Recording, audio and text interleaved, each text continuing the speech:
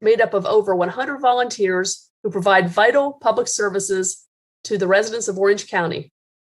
In the words of SOARS, SOARS acts as a developmental league to the emergency services profession by providing training, instruction, and service, and providing standby ambulance EMT coverage for vaccination distribution.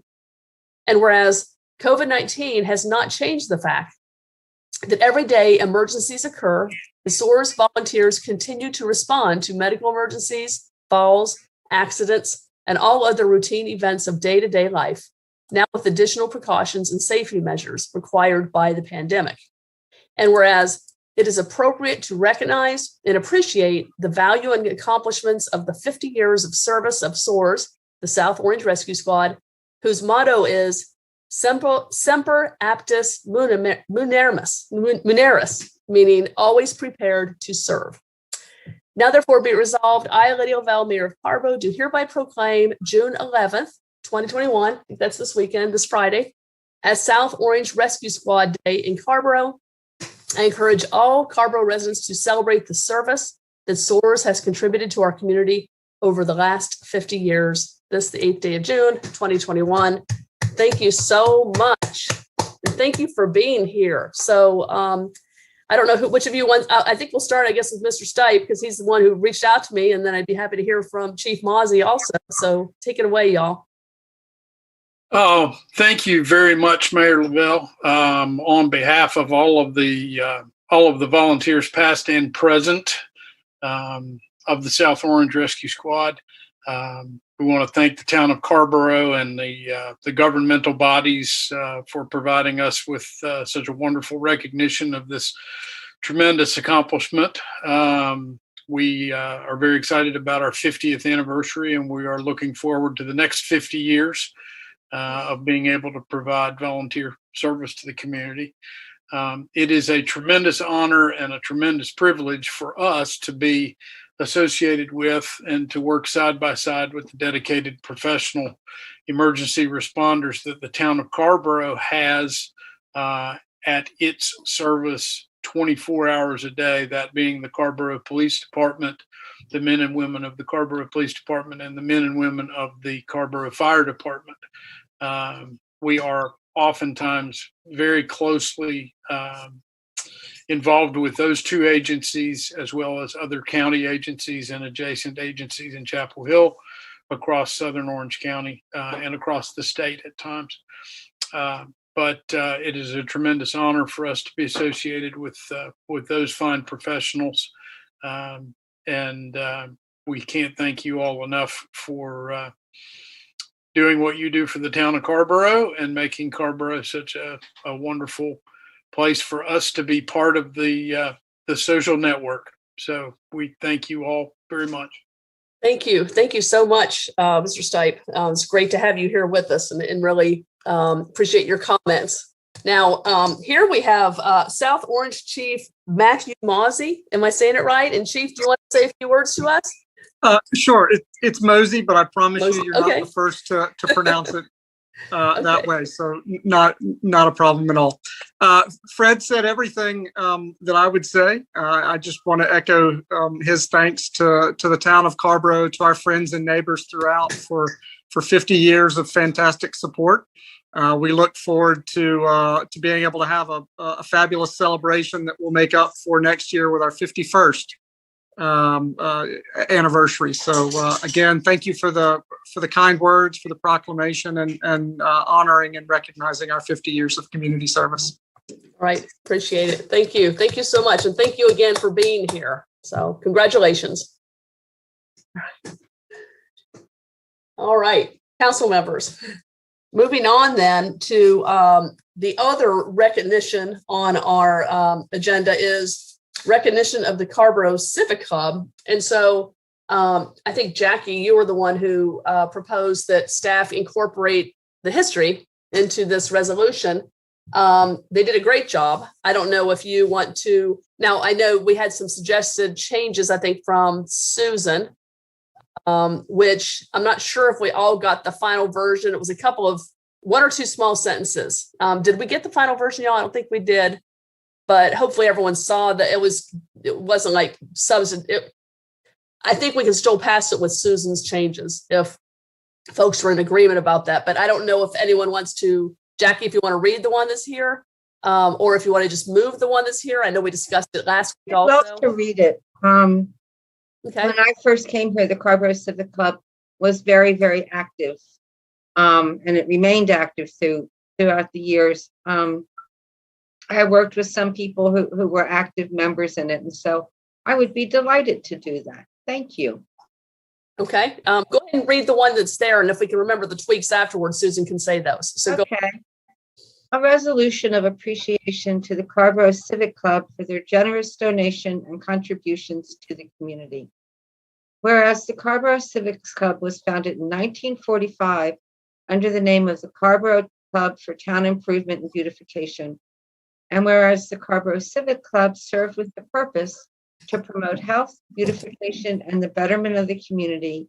And whereas the Civic Club members have dedicated themselves to humanitarian club projects that enhance the lives of Carrboro residents.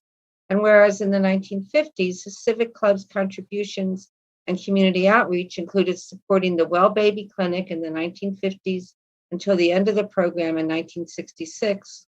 The program provided free preventative care, including immunizations, health checkups, and screenings for mothers and their infants. And whereas the Civic Club promoted childhood literacy by staffing and operating a club-sponsored library and providing supplemental reading materials for local students until 1968. And whereas the club promoted community safety through the support of the Seatbelt Safety Payoff campaign, whereas their devotion to the town is evidenced in community partnership, which included the American Field Service, Agricultural Extension Service, Carrboro United Methodist Church, Carrboro Fire and Rescue, Carrboro Recreation and Parks Department, Carrboro Christian Church, Duke Power, Girl Scouts, Home Assistance Service, Jenkins Driving School, La Leche League, Lions Club, Meals on Wheels, Triangle Hospice, and the YMCA. And whereas the Civics Club's contributions extended to residents, community service groups, businesses, and nonprofit organizations, and whereas the Carrboro Civics Club donated the property located at 108 Dim Street to the town, and whereas the Civic Club desires that the building continues to function for civic purposes and serve the civic town's mission, whereas the town accepted the donated property on the 2nd of February in 2021, and whereas donation of this property will enhance the town's efforts in serving the community, and whereas the town council requested a resolution to express their appreciation for the Civic Club's generous donation of the 108 Dim Street property, and whereas the Carrboro Civic Club deserves recognition for their invaluable contributions over the past 75 years, generously donating their time and effort to the Carrboro community. Now, therefore, be it resolved by the Town Council of the Town of Carrboro that, on behalf of the Town of Carrboro and its residents, the Town Council hereby expresses its sincere thanks and gratitude to the Carrboro Civics Club for its donation and recognizes its contributions to the community. The resolution shall be entered into the official minutes of the Town Council, and a copy thereof shall be delivered to the Carrboro Civic Club. This resolution becomes effective upon resolution adoption. This the 8th day of May, 2021. Thank you, staff. That was an excellent resolution. I appreciate that. Okay, and great. Thank you. Thank you for reading that. It's there's a lot in there. They did a good job of incorporating it. Susan, help me recall what your small edits were.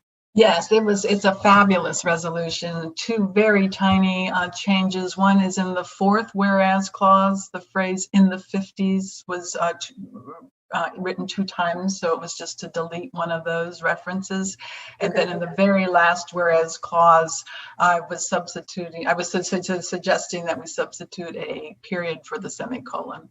Oh, for the community. Yeah, at the end. Okay. All right. And I do want to thank Jackie for coming up with this idea, because I think it was a really great way to honor Carrboro Civic Club.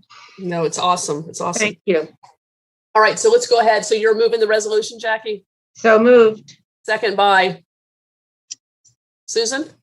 All in favor, say aye. Randy? Aye. Sammy? Aye. Me? Aye. Damon? Aye. Jackie? Aye. Barbara? Aye. And Susan? Aye. Okay, all right, very good. All right, so next, Mary, we're on to announcement of upcoming meetings. Okay, and just I will send out that revised copy as soon as I get done with this. She did send it to Kathy and myself, so we'll send it out in just a few minutes so you can have the final version. Thank you. So, okay, so for the upcoming meetings, there's an Arts Committee meeting on, let's see, tomorrow, June 9th at 6 o'clock.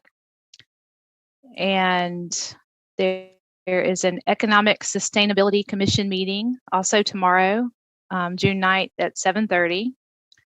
And there's a Stormwater Advisory Commission meeting, June 10th at 6:30. And a Recreation and Parks Commission meeting on June 14th at 7 p.m. And then the next Town Council meeting next week, June 15th at 7 p.m. Okay, let's go Randy and then Barbara and then Jackie and then David. Okay.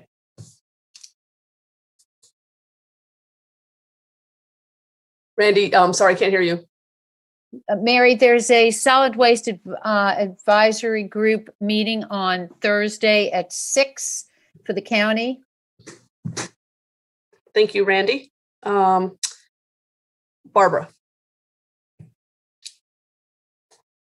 Oh, I'm not muted. No, I'm talking. You're good. Now we can hear you. now we can hear you.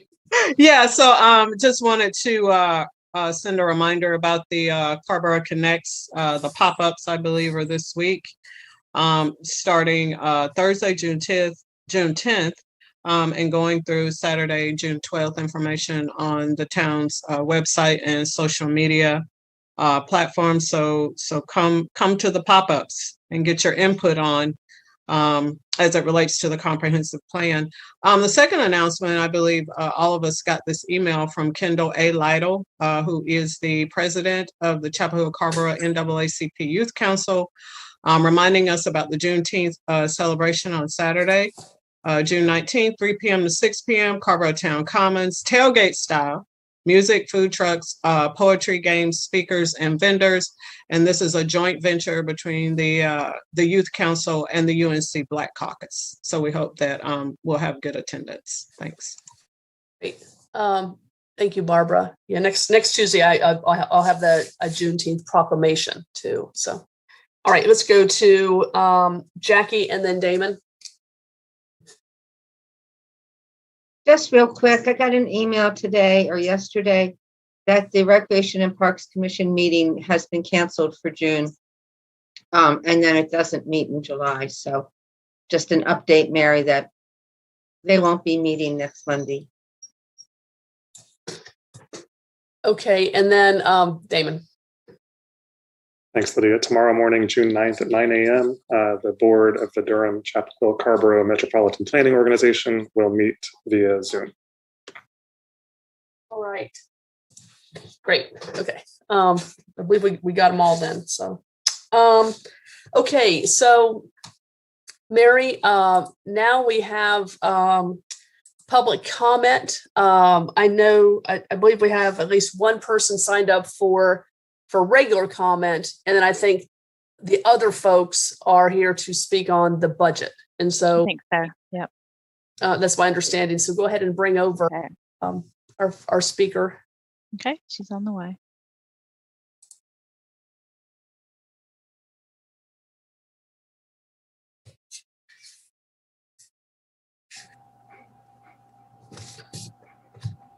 Can you hear us okay? Yes, hi, this is Asia Kelleher. Are you waiting for me to speak? Yeah, I'm sorry, Asia. I wasn't sure if you were going to turn on your video or not, but it's up to you. You can do it or not do it. I could, but I'm having a terrible hair day, so I'll spare you guys only. Okay. Well, you are welcome just to talk to us. You have a soft 3 minutes to chat with us, so you can begin tonight too. I'll try to make it brief. As you may have heard, we have recently formed a neighborhood association for Bardell Creek.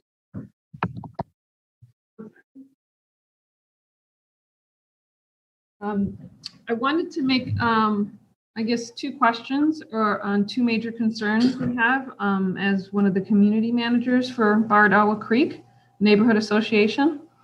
One of them is I wanted to know if the town has a plan for traffic management as it affects thorough traffic, cut through traffic, and anything related to, Carrboro as a whole. Part of the question I have is how Bard Owl Creek fits into that. I am aware we're doing traffic calming, which is great, and everybody's happy to hear that those concerns are being addressed. But second to that, or third to that is, and we've already talked about this past week with Zach, is how does that tie into traffic that will affect our immediate area? Not to say it doesn't have an impact on Carrboro as a whole, but we want to know as an association what the initiatives are going to be. So that's my first part. And the second part is of my questions for the association is, how does the stormwater advisory board and plans, how do we get engaged in that, and how do we become part of that on the list? Because we don't see our neighborhood on there, and personally I've been in the neighborhood for 8 years. I know we've talked about stormwater issues for probably the entire 8 years that I've been here, so I'm just curious why we're not on the stormwater plans, and how do we get on it, and how do we get engaged as an association?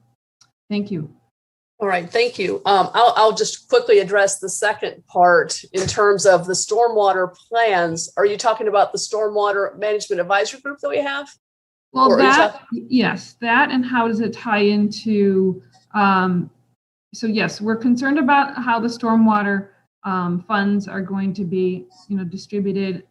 Will we get into that with, will any of that apply to our neighborhood? And if it's beyond just the stormwater tax, how do we get some of our stormwater issues that we've been complaining about for years?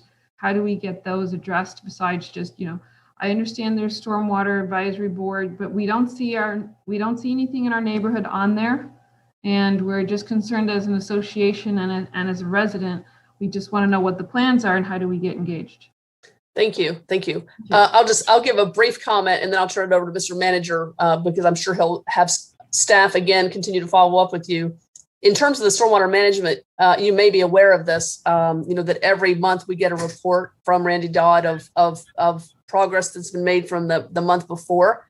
And Randy is working on directives given to him by the council. We at least once or twice over the last year or two, he'll do a check-in with us and do a discussion of what areas are prioritized or what areas are not prioritized. So, I believe, one way to provide input on that is on the night when he gives his reports to us or gives us an update, or when we revisit how the stormwater department's energies are directed to listen to that and make comment that night. That's one way to actively participate. Another is to, if you don't have someone from the neighborhood on the swag, look for openings, apply for someone to be on the swag at the appropriate time, or they're open to the public too. Those meetings are open to the public. So someone from your group could attend those meetings and kind of listen and pay attention and read the minutes and so forth and provide good input that way. As for your first questions about the traffic calming, sounds to me like Zach has been in some communication with you earlier this week. Mr. Manager, are you up to speed on where the current communication is with all of that in terms of not just the neighborhood, but in terms of, I guess, where we are with the traffic calming and future plans? Right. Yeah, I just spoke with Trish McGuire about that yesterday, and I think that we need to do a study, on how traffic. I think there's different ideas that the neighbors have, some and from different things, and so I think we'd have to do some type of a traffic study to really figure out the technical impacts of that. And that's on, and I know we've heard from other folks in your neighborhood lately about this, and we know you have formed this group to kind of be checking in with us about this as we move forward. And I know that part of the traffic study concern was tied in with approval of the Lloyd Farm project. And so I know that's supposed to take place before it and as that begins. So I count on Mr. Manager, staff to continue to follow up with these concerns to keep the council advised on everything. Yep, sure will. All right. Well, thank you so much for being here, Aja. We appreciate it. Thank you. Lydia, please. Yes, Jackie. Oh, I'm sorry. I didn't see. Yeah. Thank you. I think we've all been getting emails over the past couple years from this neighborhood. And they're doing what we tell citizens to do, is to come see us, come talk to us, be involved. And I think they're really frustrated, as are we, with the studies. We've been doing studies, particularly on traffic, for quite a while.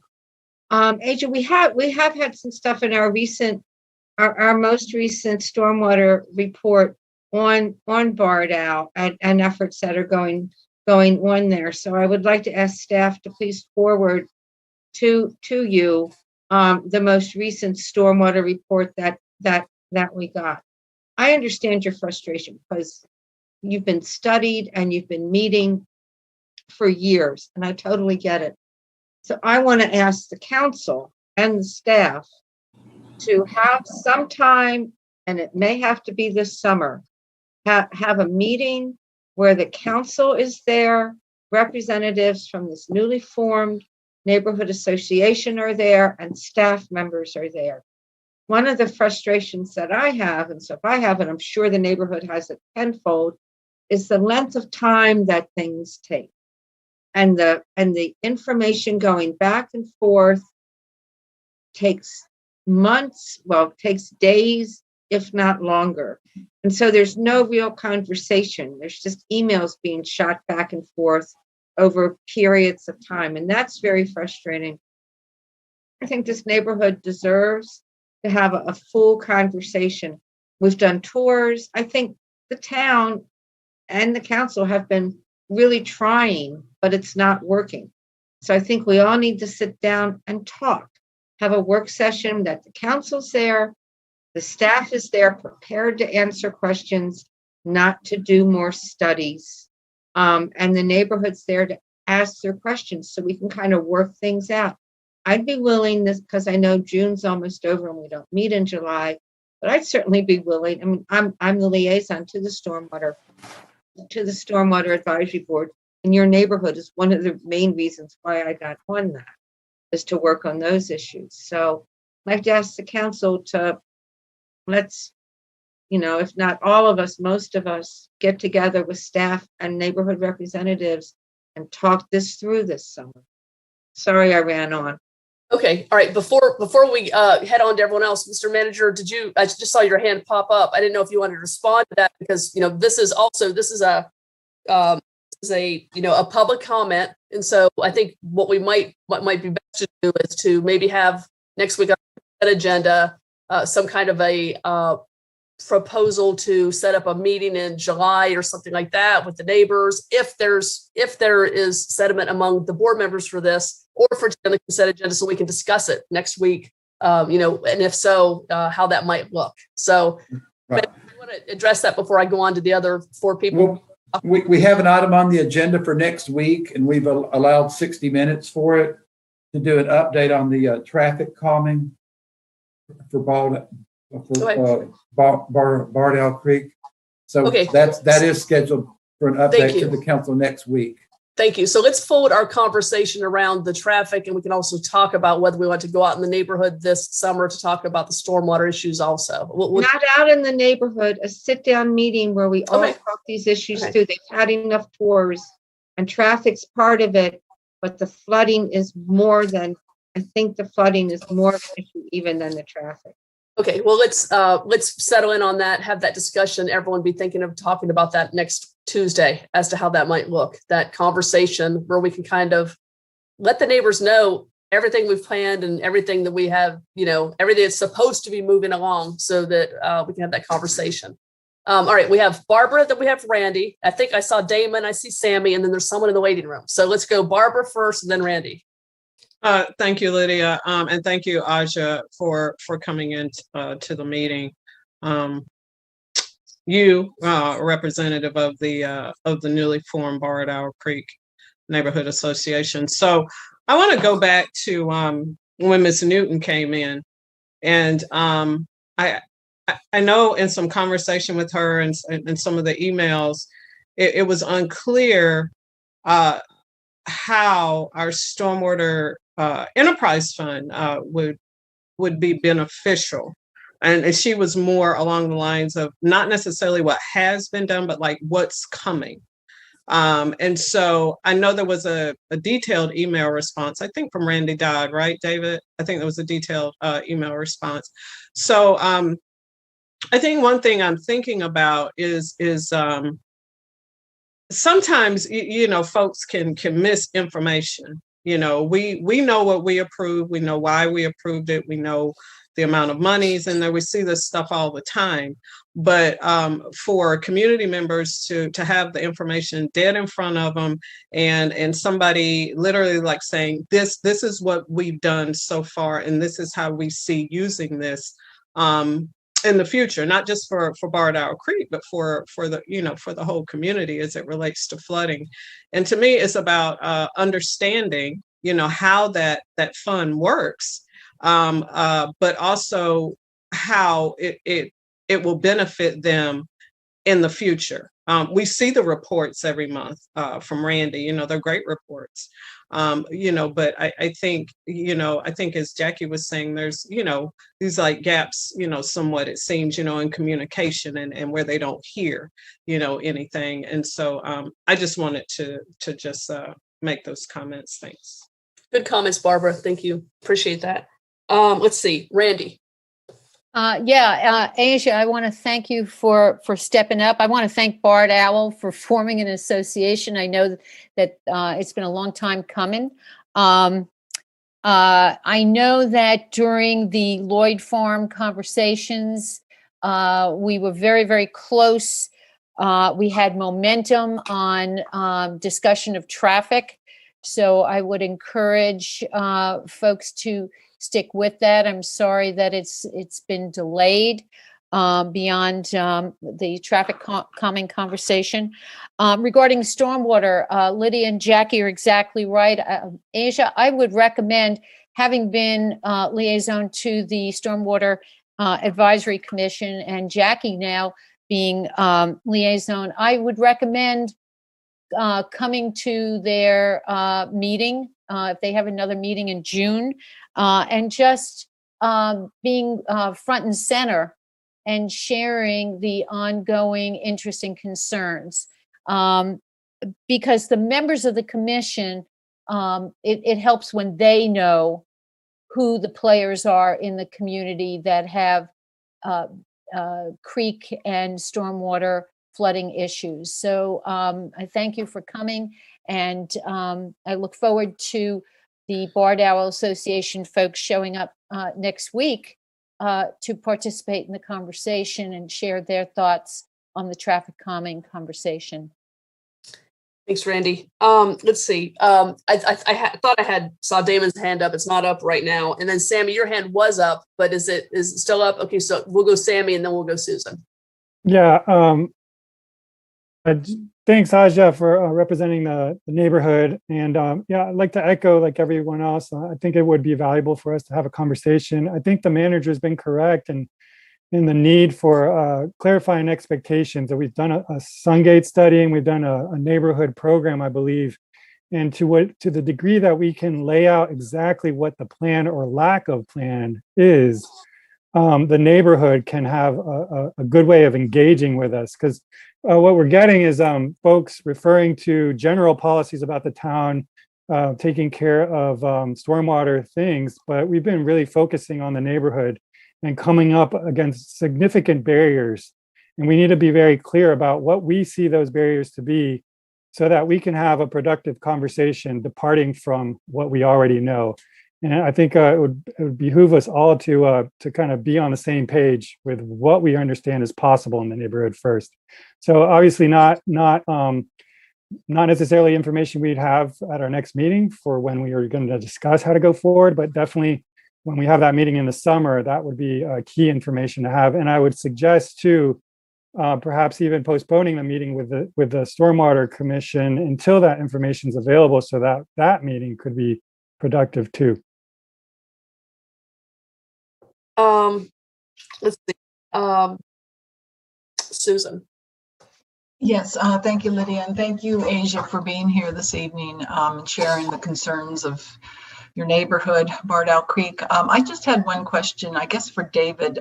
In terms of the agenda item next week, David, it sounds like it will be an hour long, and I was a little confused. Will this be both for the traffic calming as well as for stormwater, or no? It's just traffic. Just traffic next week. Mm-hmm. Okay. Susan, what I was suggesting was during the conversation when we talk about the traffic, then kind of as part of that, we could not get into details about the stormwater thing, but talk about whether we want to have a meeting in the summertime or whatever with the neighbors to kind of go over in more detail the stormwater questions they raised. So that's perfect. That would be great. Thank you. All right, thanks. Okay, so now I see there's someone in the waiting room named Gordon who has their hand up. Asia, is Gordon part of your group, or do you know someone named Gordon? I do know a Gordon in our neighborhood, but I'm not certain if he's the same person. Okay, so why don't we'll say goodbye to you. So Mary, you can take Asia out. Thank you for being here. And then we'll bring over Gordon, who may or may not be here to talk to us about the same thing, but is here to provide some public comment to us. Hey, can you hear me? Yes, we can hear you. You're welcome to begin whenever you want. Yeah. You also have a soft 3 minutes. So. Sure. I raised my hand. I wasn't sure if that was the right protocol, but I figured I would jump in here because I think it makes sense to just talk about all this at the same time. So, I just wanted to say, I mean, obviously echoing what Asia said, I think it's a bit, it's disappointing that we don't see more in the budget related to our neighborhood and stormwater. I think that's been made clear, and I think everybody's responded to that. So I will just say it, but I don't feel like you have to respond to that. But I did have two things that I kind of wanted to mention. One is, looking at the budget, sort of thinking about that, I was thinking, about lots of conversations we've had in the past about things that could be done in the future. I think I've read, interviews with some of you all before last campaign, things like that, mentioning that this was, our neighborhood was something you'd be thinking about in the future. And while I know there's a lot of other things in the budget right now, and I know that the big project is probably going to be a lot of money, I just wonder if there's an opportunity to put something small in there that is a bridge to that larger project, to that bigger solution when we can find it. And I guess when I look at the budget, one of the things I thought about was in the stormwater fund, one of the objectives they have is to continue and expand on current services. One of the services they provide is testing, like hydrologic and different sorts of testing for streams. And Tom's Creek, not just Upper Tom's Creek too, I should mention, this is going to be a place that could certainly be impacted.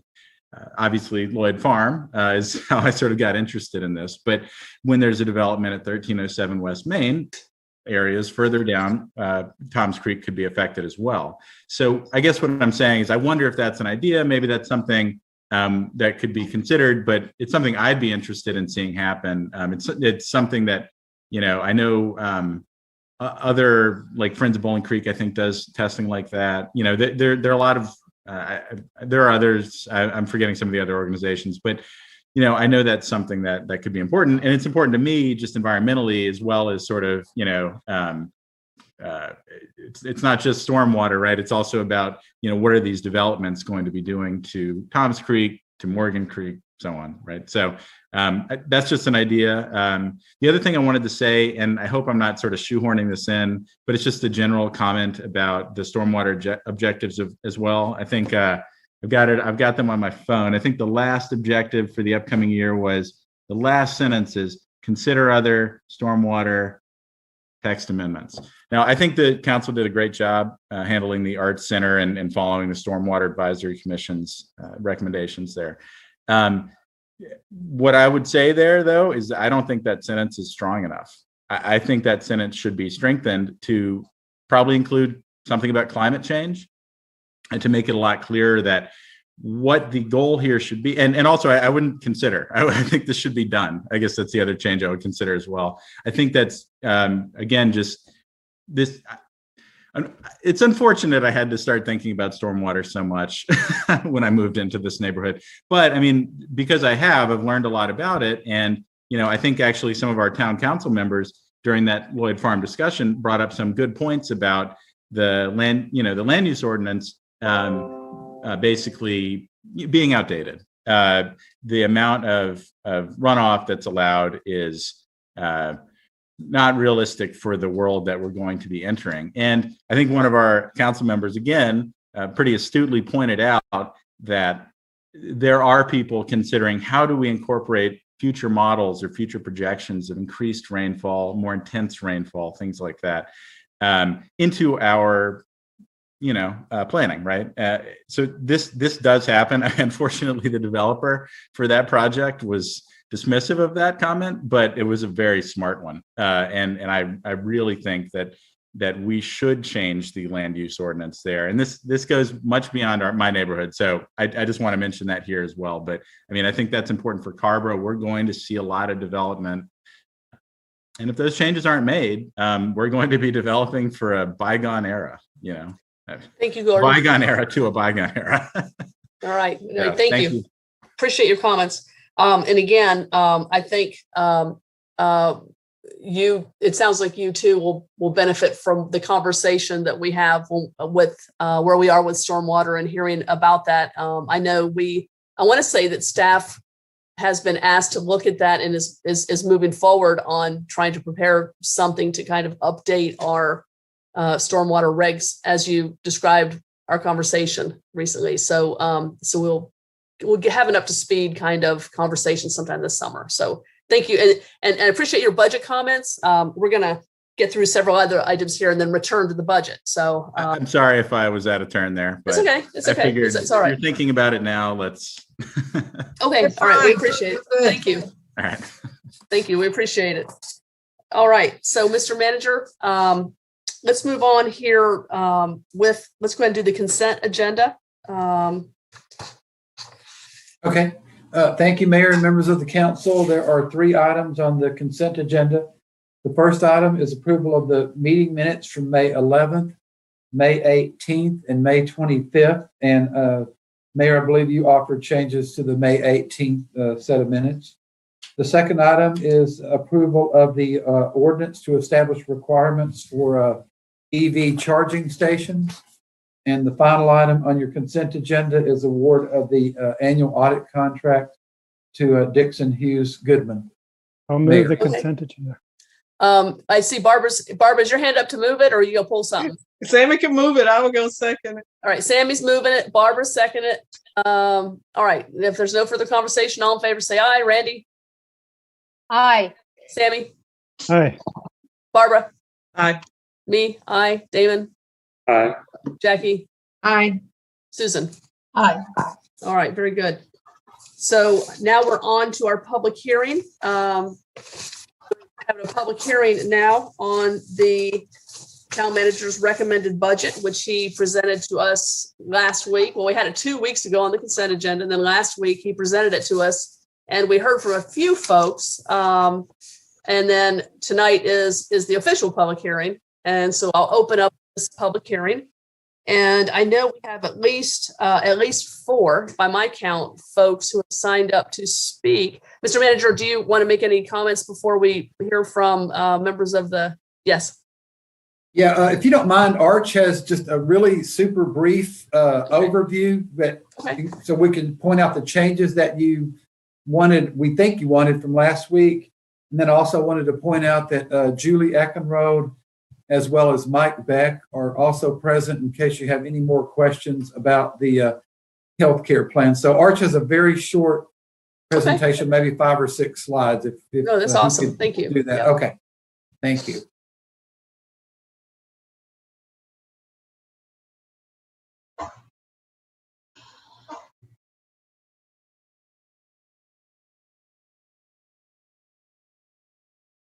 Arch. So Mary, are you trying to bring Arch over?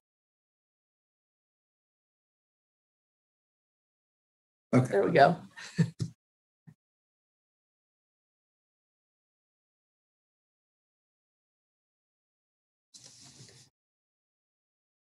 Good evening, Arch. We see your name, but we don't see your face yet or hear you yet. So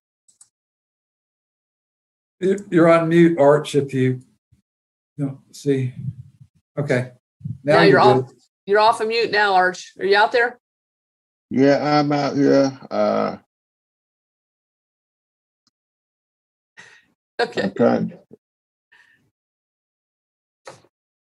All right. So you let's see. Do you so we're seeing your screen right now with the Zoom on it.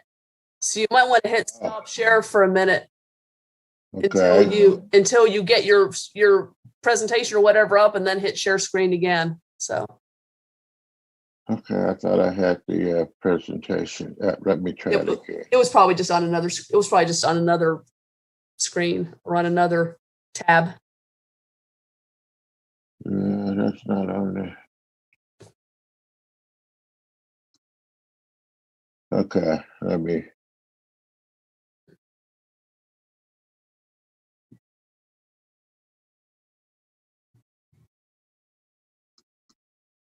Let me put it up again.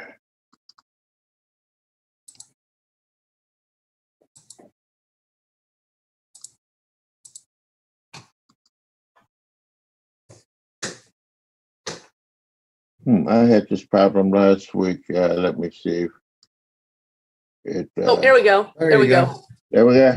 Yeah, we're seeing your, you want to go ahead and just start it from the beginning, but we're seeing your PowerPoint. Yeah. Okay, yeah. There we go. All right. Okay, thank you. This will be briefly the goals that we had set for during the budget, the same as the ones that in the past where we look to implement the council's strategic priorities. We want to control costs while improving the services. And by state law, we are required to present a balanced budget. One new goal that we added to the list this year has to do with the construction and renovation of our existing town facilities. The manager has recommended a total budget of $71.6 million. General fund being roughly $25 million. The general fund is the town's operating fund, and that is basically remaining the same. Special revenue fund at $3.3 million. Stormwater enterprise at $971,000. The parking enterprise fund that is subsidized by the general fund that we established last year is budgeted at $280,000 in our capital fund for 21-22 is $41.9 million. It's a slight increase over last year. The town's general fund revenue budget is primarily made up of property taxes and local sales taxes. For the general fund, we projected a little over $14 million in property taxes, almost $5 million in local sales tax, and all other revenues. $1 million is $5.1 million. And to balance the budget, we will need to use a little over $1 million from our fund balance, which is a significant decrease from what we used last year. The property tax rate with the valuation this year, the town has a new evaluation for the general fund tax rate. We're looking at maintaining the 0.5894 rate that has been in effect for numerous years. In the affordable housing tax rate, several years ago, the council decided to at one point dedicate 1.5 cents of the property tax rate for affordable housing. That was to be done over a 3-year period of time. However, last year, because of the pandemic, we deferred increasing that to that other half penny. But this year, we're recommending that we go ahead and increase affordable housing that extra half cents. The total tax rate would be 0.6044 compared to the 0.5994 last year. Personnel remains the same at 168.5 FTEs. One of the things I like to do is highlight some of the changes that the town manager made during the year in terms of reorganization. We've created a new communications department. The existing communications manager that was in the town manager's office has been transferred to this communications department, and her title has been changed to communications director. We're also in the communications department. We're also recommending that a permanent part-time communications specialist be created in that department. In the Housing and Community Services department, we increased a part-time program support assistant to full-time.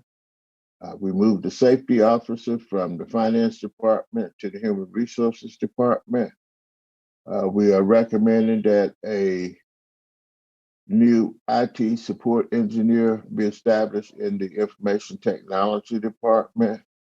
And due to a reorganization over in public works, we were able to reduce that by 2 positions. And as we created the positions that are being created, come up to 2.0 FTEs, and so it's balanced. Public Works eliminated the Public Works streets and landscaping divisions and combined them into the Streets and Grounds division. Okay. Following up from conversations at last week's meeting and stuff, we have made several changes in the manager's recommended budget. The potential increase in the 203 project costs was a concern expressed last week. The plan is on June 15th, a cost plan update will be presented to the council. We have adjusted the salary adjustment increases from 2.9 to 3.3%. The housing incentive program that was raised, we have established $50,000 as a placeholder in the budget until the program can be designed. The ARPA, we think that we have sufficient staff to administer and manage that. However, should the need arises, we can hire some contractual staff. One of the temporary agencies reached out to me and informed me that they do have people that are trained in ARPA and the recovery efforts from working with some other counties. So if we need additional staff, we'll look to hire that through a contractual basis. The revolving loan fund balance, there was a concern that it was the balances were too low or were significantly low. And that was due to the fact that we transferred funds from that revolving loan fund over to the emergency COVID relief fund earlier last year. That's why those funds went down. And we also closed out a number of projects that had come to the end of the road. Rogers Road Community Center, we have included $42,000 as a placeholder in the budget, and that will be contingent upon agreement of Orange County and Chapel Hill.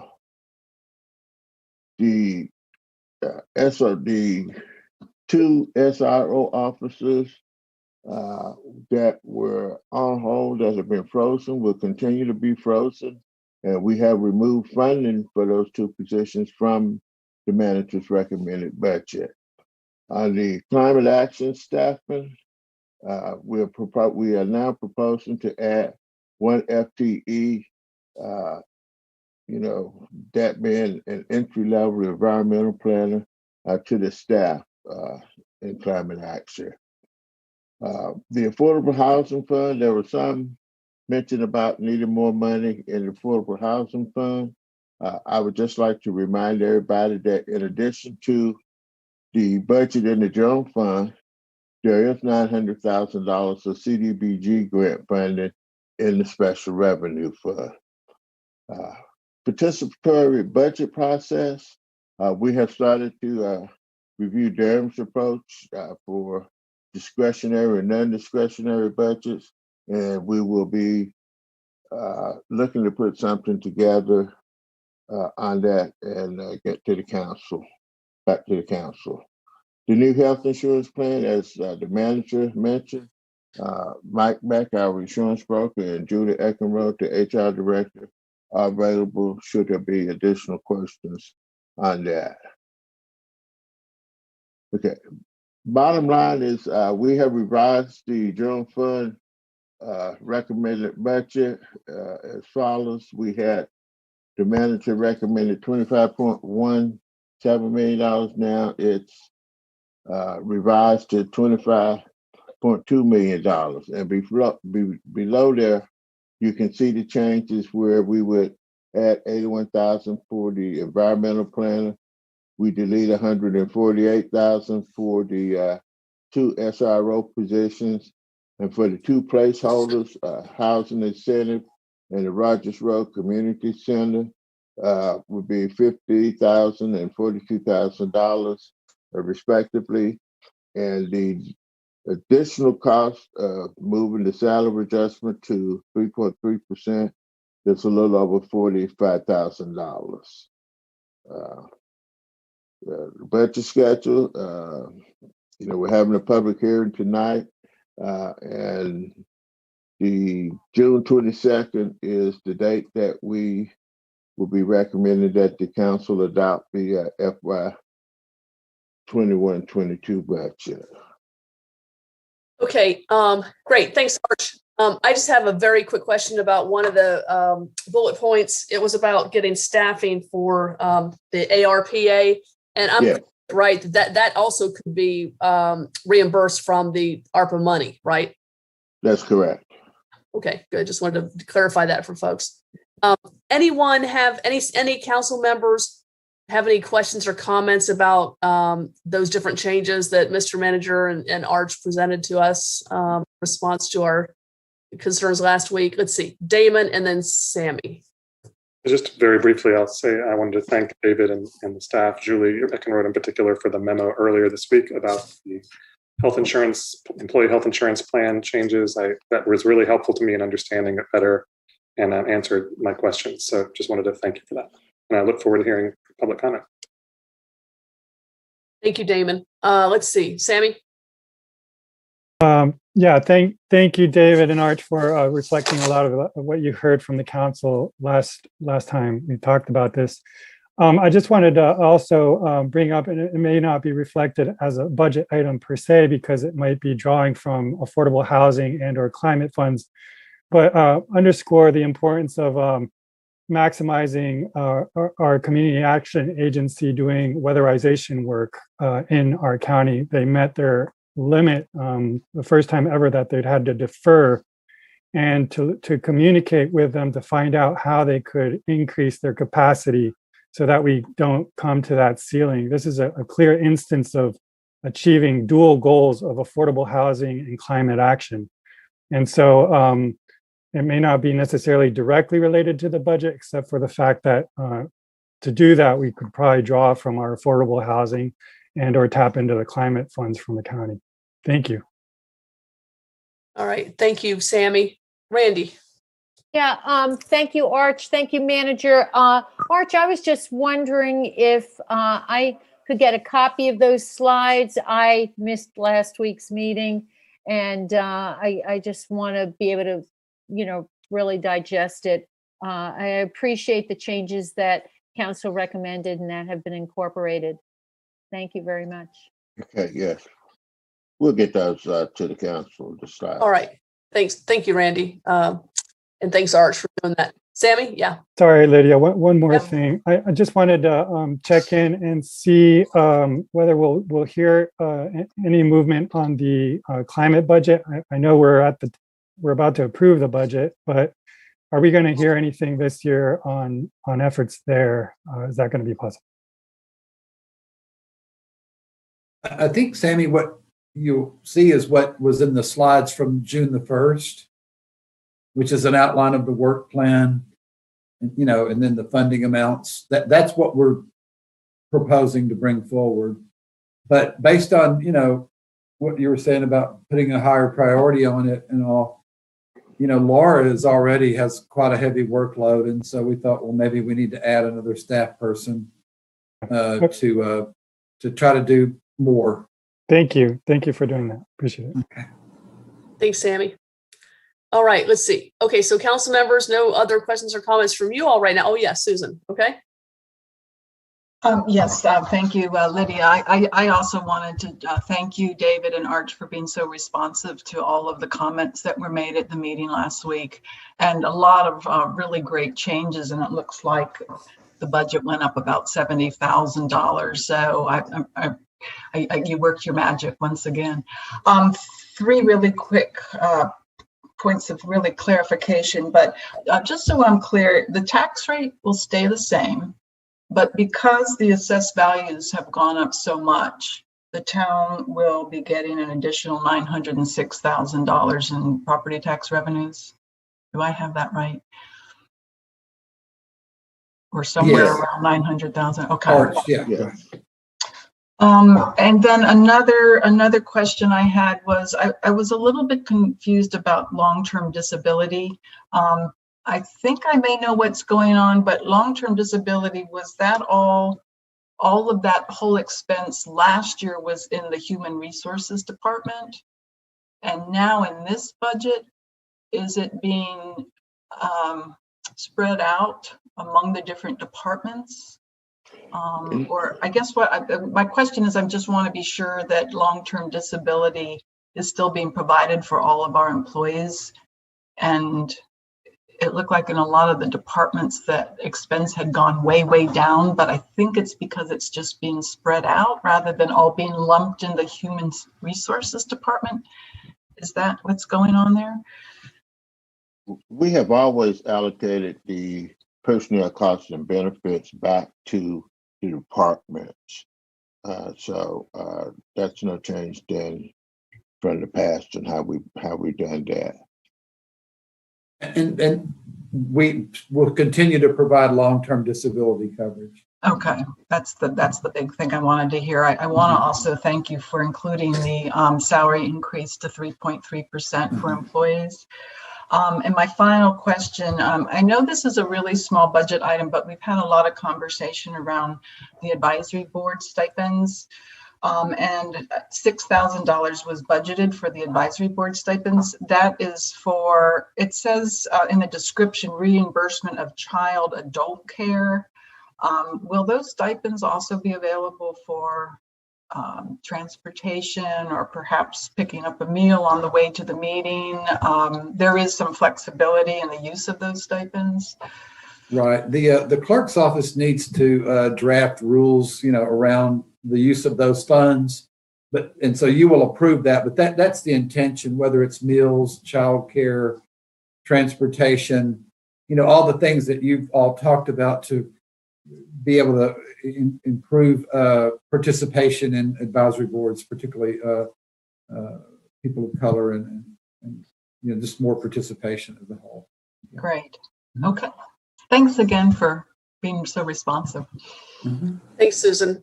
Before I go to Damon, I want to clarify something that Susan asked or that Arch answered.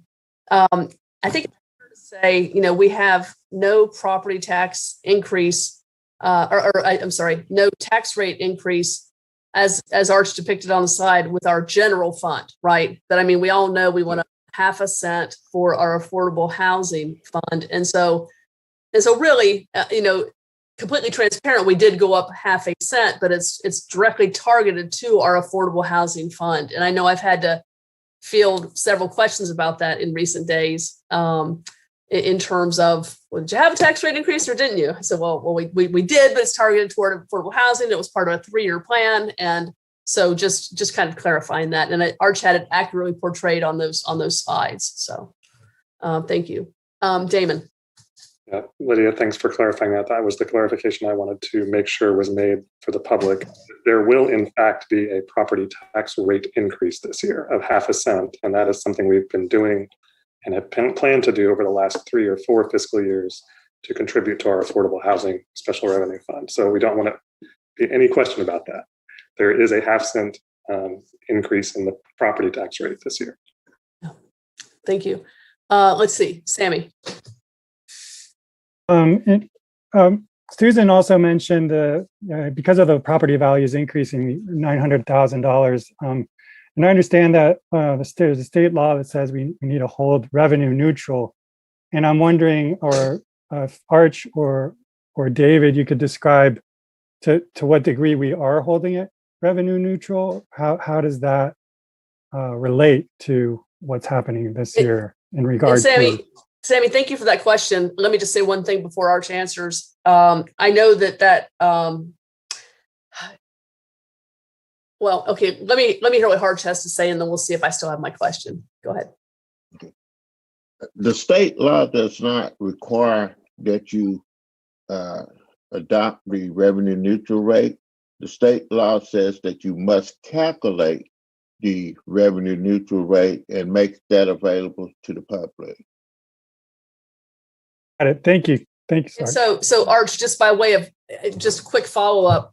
So if you, as a jurisdiction, you could choose to remain revenue neutral and then raise your property tax rate like 3 cents, or you could not be revenue neutral and raise your tax rate half a cent or a cent. Is it kind of sometimes 6 of 1, or in terms of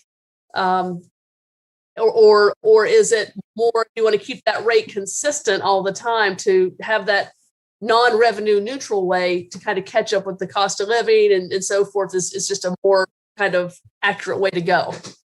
Yeah, in Carrboro, that's what we have historically done. Is the rate has remained the same, but when the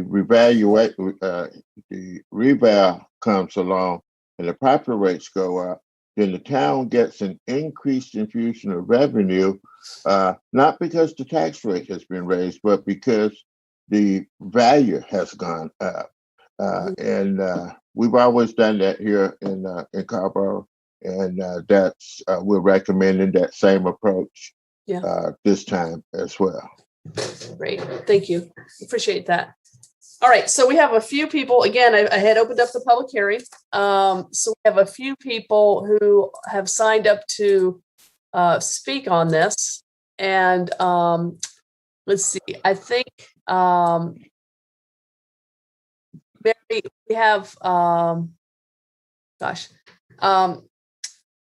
of the people was Karen Dunn. I don't know if I see. I don't see her. I haven't seen her yet. Okay. Everybody who wants to speak on the budget, if you would raise your hand, then I can start bringing you over one by one to make your comments. Okay. I have a list, but I just want to make sure we get everybody. Yeah, because I see 1 or 2 on there that may not be on the list that I know are here to talk on the budget. So I know one for sure that I think we had signed that wanted to speak on the budget. I wanted to say it was Paula Harrington, maybe, but oh, here we go, Diane Newton. Okay.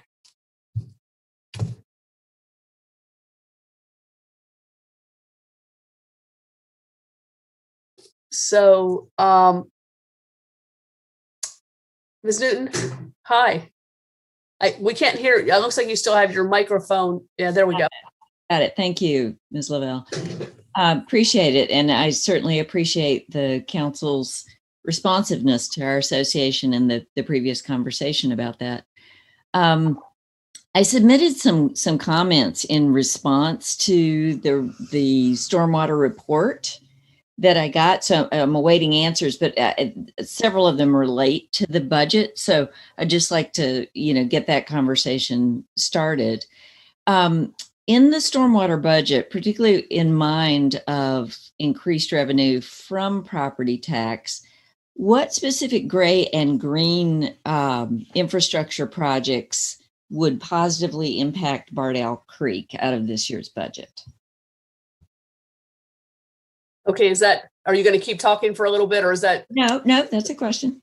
Well, I think what we'll do is, Mr. Manager, are you able to answer that question? No, we need to get back. We need to get back with her on that.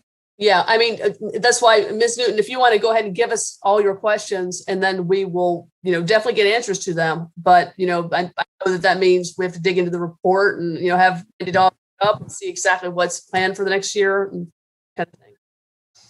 That's fine. I really just trying to get a sense of very specifically out of this year's budget, what will happen for us.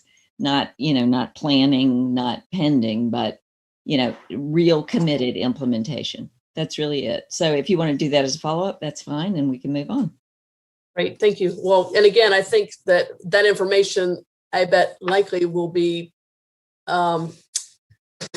given to you and your neighbors at this conversation we're going to have this summer. Kind of what's planned, what's part of the plan for the upcoming year and the years to come. So would that not be, relevant to know before, weighing in on an approved budget? We have it. We just don't have it right in front of us. But I know we approved a few months ago priorities to our stormwater manager, Randy Dodd, and his staff of how to prioritize all the different areas under the stormwater management, fee program. It's just that I don't have that in front of us right now. So, and I don't, and it's, as Mr. Manager said, you'll get that information. Okay. So I assume the council believes that the 2.3% increase in the stormwater budget line item is sufficient. Again, if you want to go ahead and give all of your comments, then we can hear. These are just questions. I'm asking you questions. That's all. Well, we can hear from everyone here as soon as we hear your comments, if you like. Mr. Manager, I see your hands up. Yeah, I would just say that we raised the fee for the stormwater. I think it was $75. I think we raised it to $90 in the current fiscal year. So it had a 20% increase in the rate, I think, for the current fiscal year. So we think there's sufficient money in the stormwater, the $971,000, to address the stormwater needs of the town for the next year. As you're aware, part of the reason we created this program was so we could specifically address a lot of these concerns. In the first year when we started it, which I believe was 2-3 years ago, we were pretty thoughtful about this stormwater fee and what it should be. And it's increased a little bit the last couple of years. This last year, a little bit more, because that's how we generate money to address the stormwater in the town. We think the Rain Ready program is going to be a benefit to the neighbors of Bardell. We think that's a huge. Yeah, we have some different views on that, but we can discuss that when we have our get together. Okay. Okay. Do you have through? That's it. Okay. And I think that you can stay or go back in the waiting room. It looks like Jackie has her hand up to answer, I guess, your concerns. Go ahead, Jackie.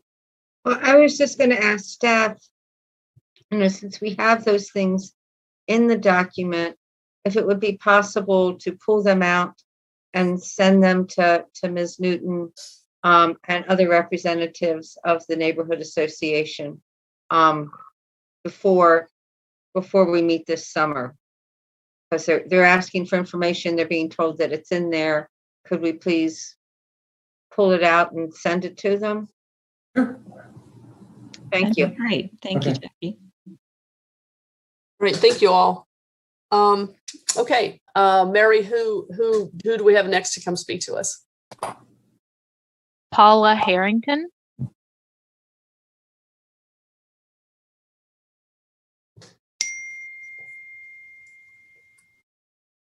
Paula, I see your name. There we go. Okay, I can see you, but can't hear you. There we go. Now looks like your microphone's off. All right, thank you so much. Good evening. I'm Paula Harrington, a woman in long-term recovery since April 26, 1998, after 30 years of opiate, crack cocaine, and alcohol abuse. After going to treatment twice in jail, I finally embraced building a foundation of recovery, because my family had given up on me and I had nowhere to go. That realization led me to a 6-month stay at the Freedom House Recovery Center, Women's Halfway House, and finally to the first female Oxford House in Chapel Hill, which provided me with the additional structure needed to establish my own recovery capital. As we all know, there is housing insecurity, which along with the disease of addiction serves as a continued hopelessness for people with these two factors affecting their lives. That's why Oxford houses were built. So they are democratically peer-run, supportive recovery housing where the residents regain the hope they need with others. They regain self-efficacy and establish recovery capital such as jobs, community involvement, reconnection with family, and learning how to become productive and accountable. I can give you my own personal story because I retired from UNC in 2012 as a HR facilitator. I raised a Morehead Scholar. I had a son who graduated from Wake Forest and a daughter who was a North Carolina State Scholar and now works overseas for Merck in Switzerland. And then I became a homeowner. These are things I would not have done or been able to do. So when a house opens, a viability calculator is completed based on the rent, utilities, et cetera, so that with the number of residents for each location, an established equal expense shared is decided for each resident that will allow the house to be financially stable when at full occupancy and residents being able to pay their EES.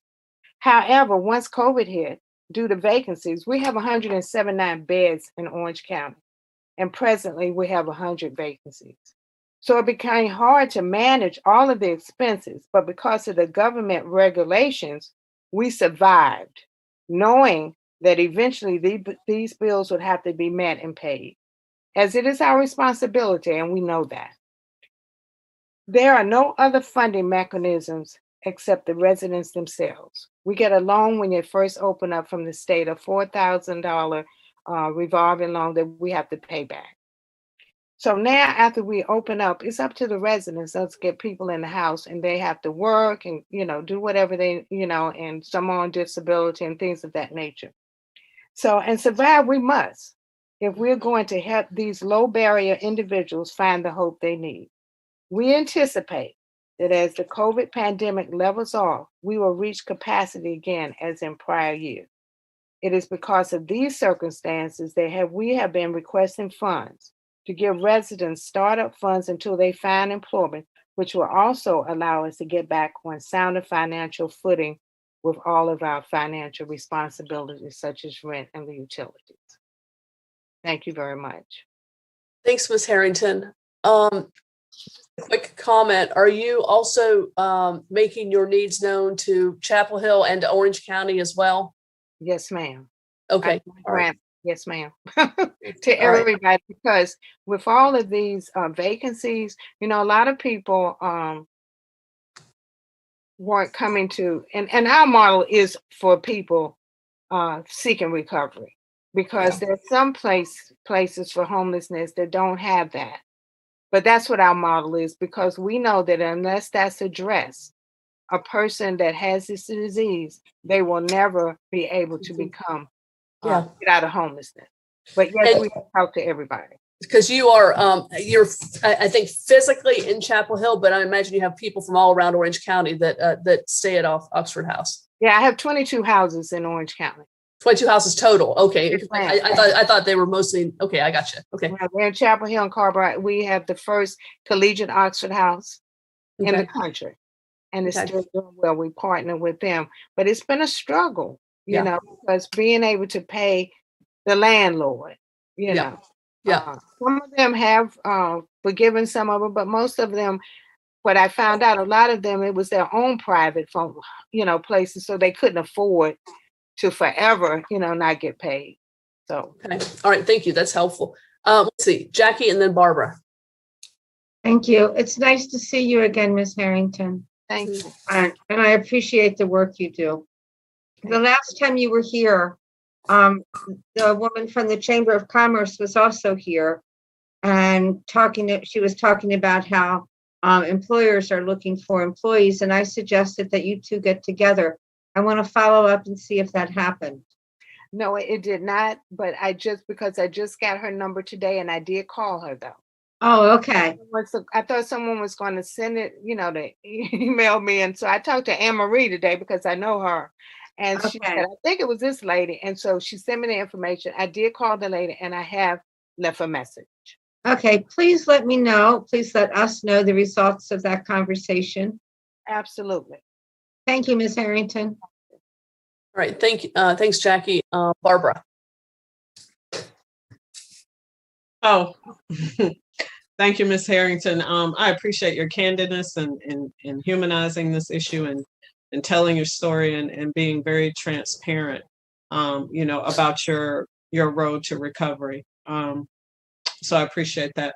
I guess I'm thinking, the addiction picture in alcoholism, I mean, all of it, can line up right under mental health and mental health issues. And I don't know, because I can't remember, Arch, is Arch still in? Yeah, he's still in here. I'm still here. So we have some money coming. The American Rescue Plan money. And I don't know, I can't remember if this, but I think I remember saying something in my comments when you presented the guidelines, at least up until that point, which I think was a week ago, about what the money could be used for. And certainly, I just really feel like the pandemic, and everything associated with it may have even exacerbated these problems even more for folks who are already struggling with addiction even prior to COVID. So I'm hearing what Ms. Harrington is saying the needs are. I hear her saying landlord, rent, things of that nature. But I don't know if that money would be available for that.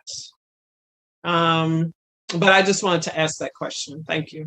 And Barbara, to your point, I was also thinking of those monies, and I was also trying to think if it made sense working with other jurisdictions on those monies too. Right, and just kind of pulling the resources together, right. Mayor Lavelle. That's what I was thinking. And Arch, I don't know if he has anything, but thank you, Ms. Harrington, for coming in. Under the one comment is under the American Rescue Plan, there are provisions for providing behavioral health care. Some of the activities that they have included is mental health treatment, substance misuse treatment, other behavioral services. And so it sounds as though that some of those monies can be used for addiction-related purposes under the behavioral health care provisions. Thank you, Mr. McAdoo. Always on point.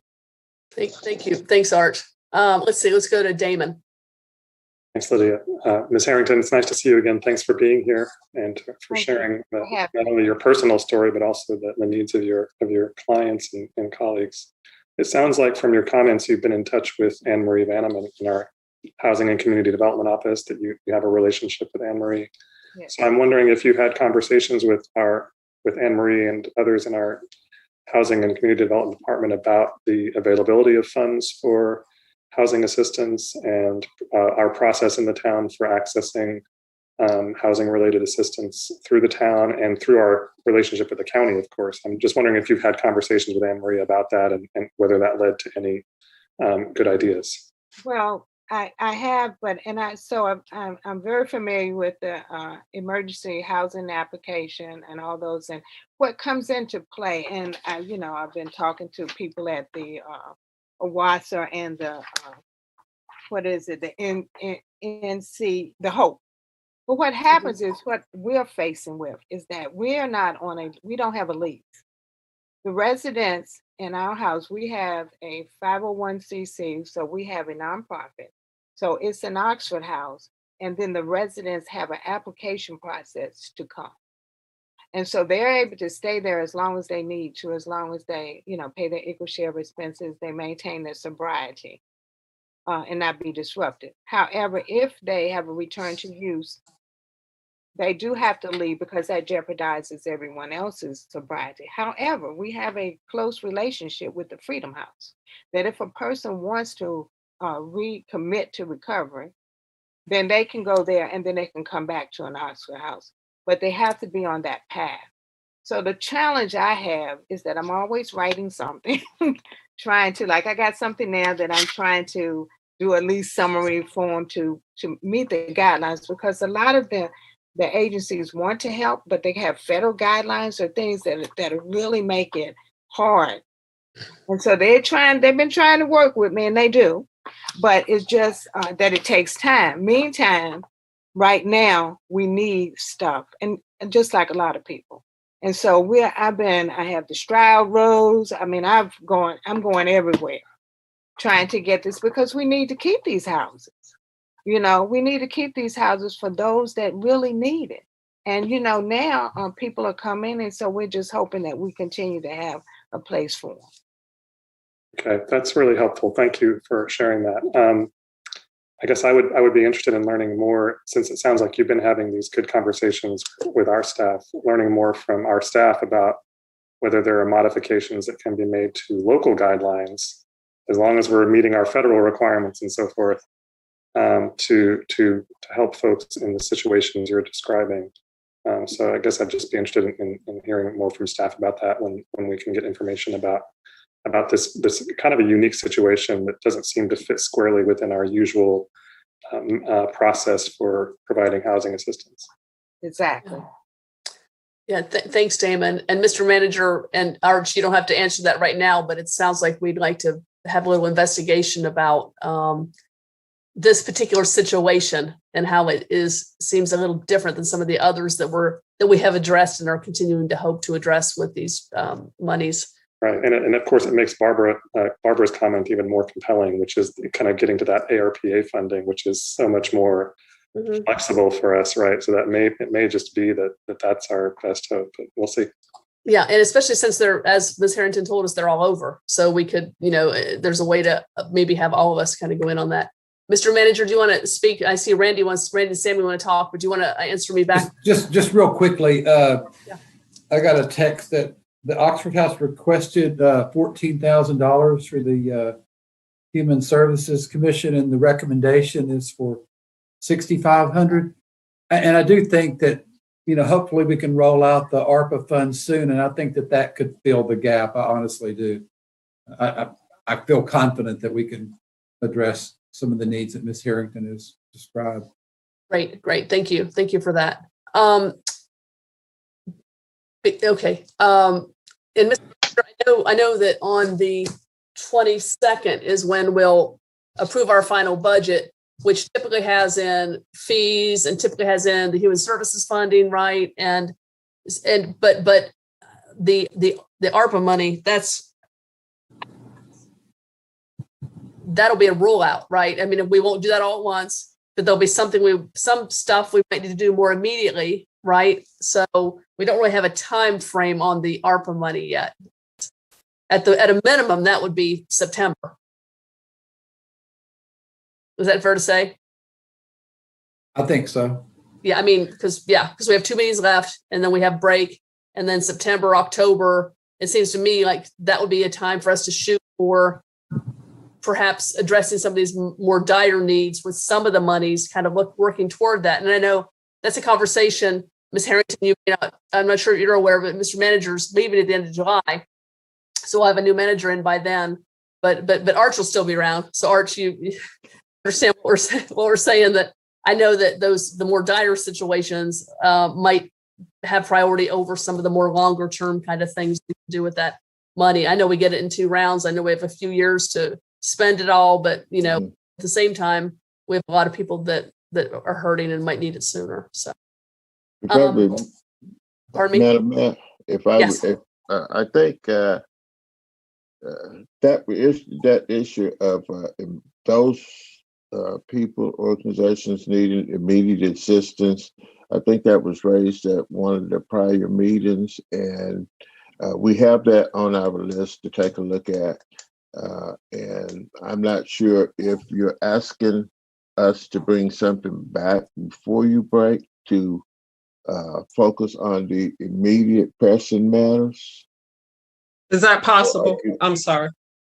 Well, I guess Arch and Mr. Manager, that hadn't been my intent because I know we've got the next 2 weeks pretty jam-packed. Yes, okay. Then as I think through it, September's a ways away and we'll have a new manager. And so I just offer that to you to think about a little. And maybe it means back first meeting into September. Maybe it means we have a special meeting in the summer point, but it seems kind of odd too with Mr. Manager leaving, someone brand new coming in. But again, there's a lot to be done with coordination with other groups and so forth. So just maybe for some guidance on that. Just kind of consider that and think through that a little and respond back to us, I think, with what your thoughts are on that. So, okay, we got Randy and then we have Barbara.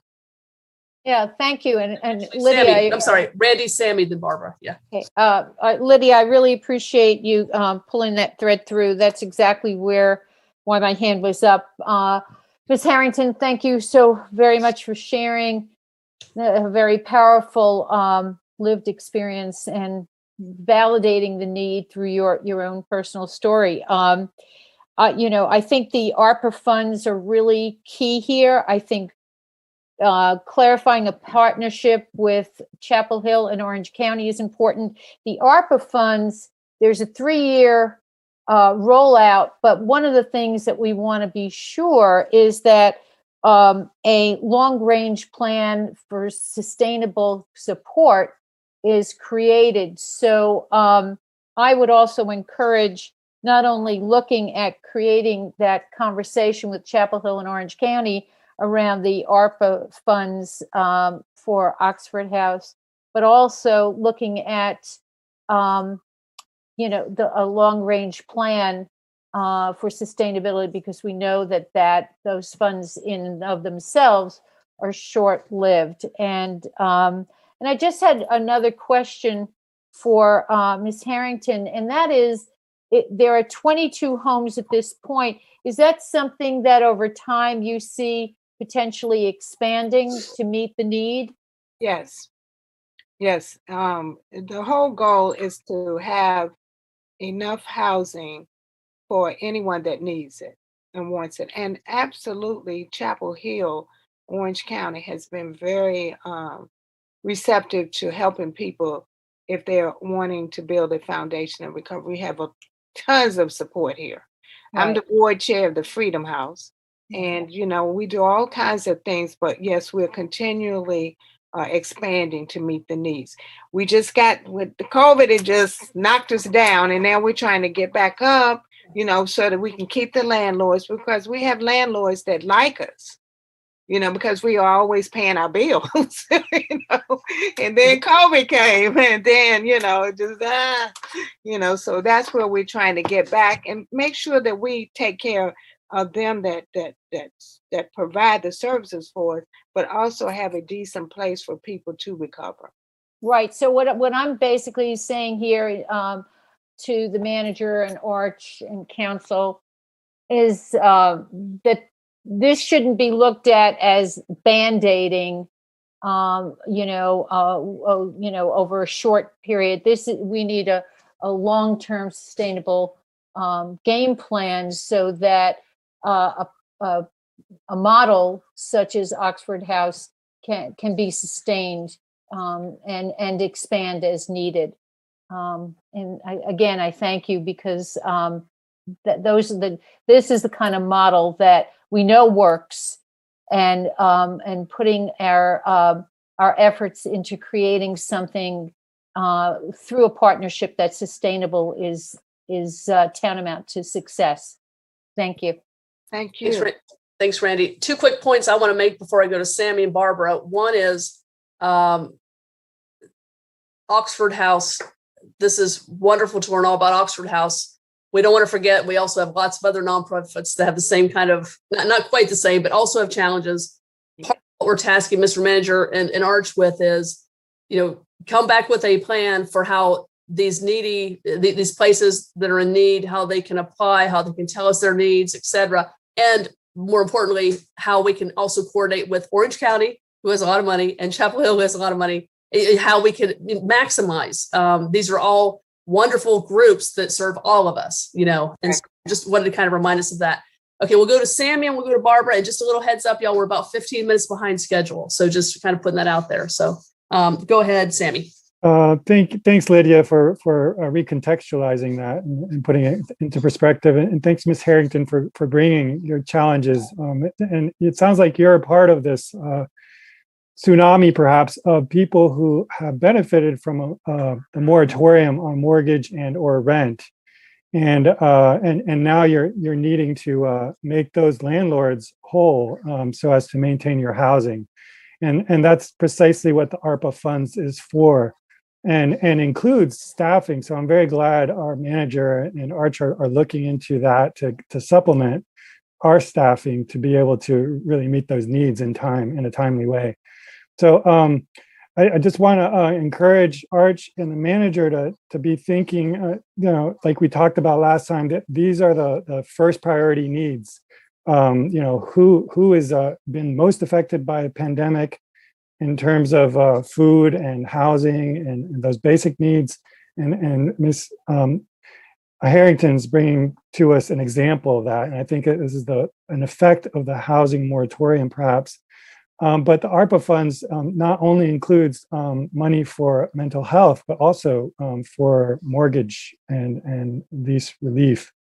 And I totally agree, this is a great opportunity when there's a nonprofit that approaches us that serves beyond our borders to really partner with our neighbors, but generally for the county to help people who are in arrears on their mortgage and rent, we should also be partnering and thinking of that formula that will maximize our use of our funds. And lastly, just the fact of potentially this money having less red tape around it and really leveraging that reality to put the money out there quicker. Thanks, Sammy. All right, let's go to Barbara. I had a question for Ms. Harrington and a comment. Ms. Harrington, how many Oxford houses are in Carrboro? I know you said you had 22 all over the county. Do you know how many are in Carrboro? 4. Oh, we have 4. Okay, thanks. So I know for me, I'm hearing, and I know COVID has made any number of things urgent, right? But certainly I hear a sense of urgency from Ms. Harrington, realizing the importance of mental health and how it allows us to function from day to day.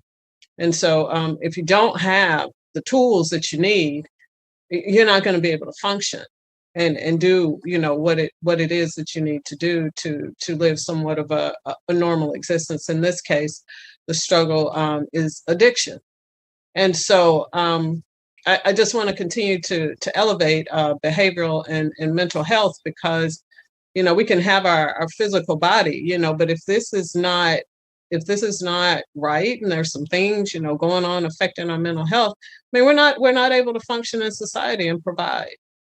And I know there's a process around everything, we want to collaborate. We want to bring as many resources to the table as possible, but we also want to be as responsive as we can. All right. When these I call these, really special needs come before us. So thank you. Thanks, Barbara. Good points. All right. Thank you, Ms. Harrington, again. Appreciate hearing. Thank you so much for allowing me to speak. And I look forward to speaking with any of y'all that need to talk to me or want more information. Okay. All right. Sounds great. Thank you. Now we have, I believe, Mary, I see Robert Campbell in the attendee in the waiting room. I know he's here to speak to us about the budget. Okay.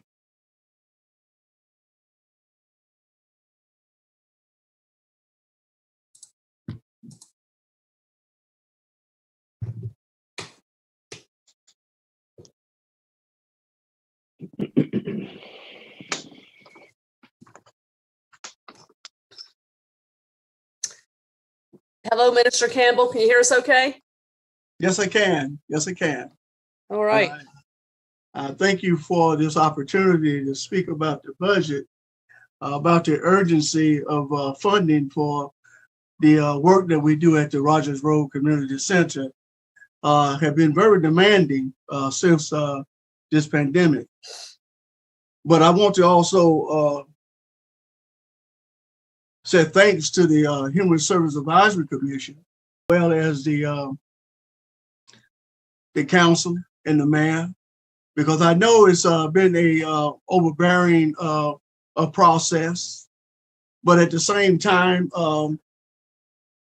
it have been the staff at Carrboro as well as our volunteers that have been able to help us to manage this challenge. Our clients have increased. We have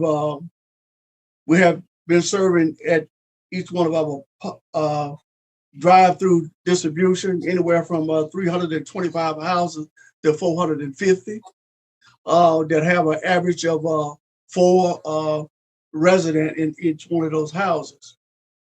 So we be talking about anywhere from 1,300 to 1,375 meals that should be served out of each one of these packages that we pass out to the homeowners. So we get into a point where the outcome over the year is up in almost 16,500 meals. And we were only able to do that because of the funding we got through the town of Carrboro and Chapel Hill and some of our donors. And I say that in a way that our success have been your success.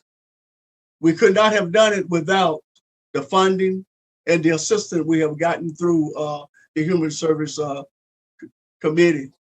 And so I come to say, if there is a way to find more funding to help us do the things that we do, because of the restriction in social distancing, we're not able to fulfill our normal quota for our summer camp.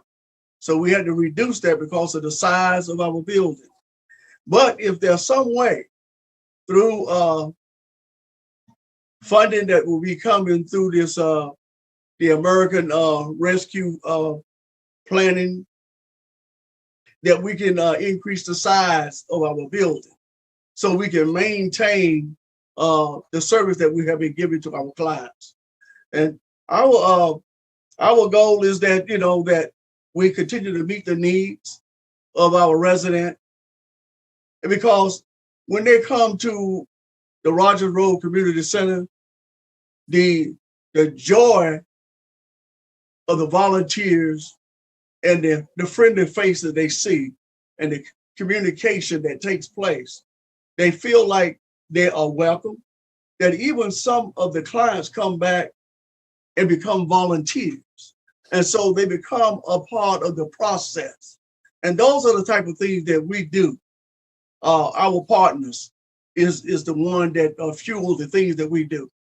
There's other organizations that help us that I don't want to start naming them because I might miss some, but the collaboration out of the community itself make our job manageable, and we enjoy doing what we do.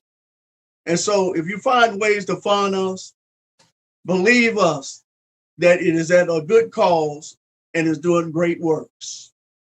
And so I want to commend you to continue to do the work and find ways that if you can fund us, we're going to appreciate it and you'll see the outcome of it. And so we want to continue to say thank you and find out whether there's a little corner in that purse where a nugget is hiding that you can pass on to us. And we thank you. Thank you for your time. All right. Well, Minister Campbell, let me just say back to you just very quickly, and then I'll go to Damon. For as much praise as you give us for whatever we've done for Rena and the whole Rogers Road community, it comes back at you 5 times. So thank you so much for what you do for the Rena oh my gosh, the community center, the kids, the programming, the bacon you fry up, everything, it's just awesome. But also, I'm not sure if you were on at the beginning of our budget discussion or not, but Mr. Manager did put in our budget a placeholder for our percentage of the hopeful expansion of the RENA Community Center. I know you've made the request to us and to Chapel Hill and to Orange County. And then again, our Human Services Commission. I can hardly think, you're one of the very, I shouldn't name organizations, but you're one of our very, very excellent organizations that we love supporting. I know I speak for everyone when I say that. Let me pass it on to Damon here. Thanks, Lydia. Absolutely. Minister Campbell, it's good to see you. Thank you for being here to advocate for the community center once again and all the great work you're doing. I just wanted to make sure that Minister Campbell did see what Lydia mentioned, which is the manager and Arch, including that, I think was it $42,000 placeholder for supporting the expansion of the community center. And of course, that's contingent on us convincing our friends in Chapel Hill and Orange County to come in and help out too, right? So let's keep working on that together, but we're in here. So thank you for being here to advocate for yourself. Yeah. Thank you very much. Thanks, Minister Campbell. Good to see you. All right. So let's see. Mary, I think that's the last I have on of the folks. I have one more person, the Makeda Mott, and she's with Grow to Life. So she's been on for a while. Very good. I'm gonna move her. Yeah, bring her on over. Yeah.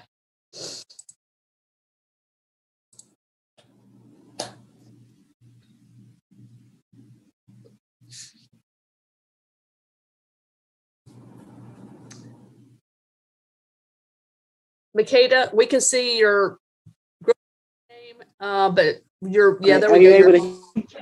Yes. Now we can't see you, but we can hear your voice. So if you video you can or not, but you have a soft 3 minutes to chat with us. So okay, I'm having some technical difficulties with this computer because it's been kind of blacking out, but we're gonna make it through. Okay. All right. Blessed greetings to all of the respected members of the Carrboro Town Council. Grow to Life is a Black-led organization whose mission is to serve God by serving others, wherein our vision is the community serving the community. With that in mind, we were blessed to be granted access to space at Homestead Park by the Town of Chapel Hill Parks and Rec Department to operate a complimentary food distribution site benefiting the citizens of Chapel Hill and surrounding areas. The Town of Chapel Hill Parks and Rec Department and Grow to Life became official partners in 2014. Consequently, happily, over 23,000 individuals have been served and counting. Our direct distribution site has offered a drive-through service from inception, offering convenience conducive for all. We operate as a short-term food pantry routinely, providing groceries to people in need of emergency food. Approximately 30 volunteers ranging from the youth to the elderly of different races and backgrounds harmoniously make the distribution successful. One of our enjoyable impacts is the platform to provide service learning opportunities for students from Chapel Hill Carrboro City Schools, UNC, and North Carolina Central University.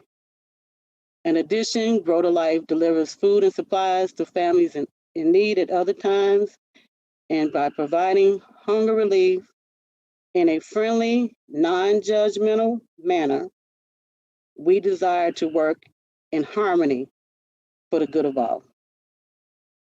Our last distribution this past Tuesday, June 1st, we served 32.6% of Carrboro residents. We would like to graciously request financial support for our quest to continue to serve the community including food distributions, focus on operations, sponsorship development, and other actions to make Grow to Life's organization sustainable. One of Grow to Life's goals is to source more of the food we distributed from local BIPOC producers. We feel that systematic practices have created a dearth of BIPOC farmers. With greater sustainable funding, Grow to Life can be a reliable partner and a customer of disadvantaged BIPOC farmers, allowing them to make their operations more sustainable. On a broader scope, this also addresses the community need to have more enterprises coordinated and led by Black women, all of which helps turn our vision, the community serving the community, into the new reality. We give thanks, and we appreciate the Human Services recommendation, but this is an expanded request for the town of Carrboro to assist with our food distributions. Give thanks. Thank you. Thank you very much. So that was going to be one of my questions, that you've gone through our Human Services Advisory Committee, sounds like you have. And then maybe you've heard a little of the conversation we've had tonight with some other worthy organizations also, as we kind of figure out these monies that we're going to have and how we can use them to continue to deal with the pandemic here over the next time period. I see Barbara's hand up. Barbara?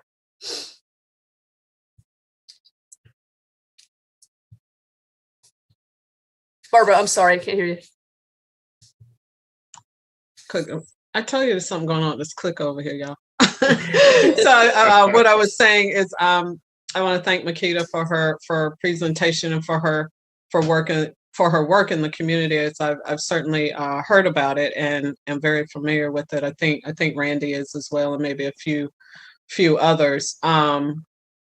So Mayor Lavelle actually mentioned my question about human services funding, but I believe Makita is asking for above and beyond that to help sustain what she has started and has been carrying forth. So I'm not sure if ARPA funding is appropriate. Certainly what she's doing has to do with community and food insecurity. She's also, BIPOC, considers herself BIPOC business. I think she probably has been participating with the BIPOC Business Roundtable and using those resources, but do want to lift her up and what she's doing, and certainly try to find adequate resources for her to continue what she started. So, Arch, I don't know if there's anything from what you heard from Makita that, I know everybody's looking at the ARPA funding, right? So yeah, we're looking at the ARPA funding. So I didn't know if you had anything you want to add in addition to what the mayor said about funding. Thank you. Thanks, Barbara. I don't know if Arch does or not. He can chime in here if he'd like to at any time. Just raise your hand, Arch. All right, let's go Randy and then Susan. Makita, thank you for attending this evening and sharing with us. I not only appreciate what you've had to say and sharing what Grow to Life is and how it works, but also outlining how Grow to Life is engaged in a multifaceted way, not only with student volunteerism on many different levels, but in a significant way, engaging with the Black, Brown, BIPOC farmers and with produce, which is, when we talk about farm food, we're generally talking about narrowing or making smaller the food footprint, which goes with our climate goals. So there are many different aspects of what you shared that model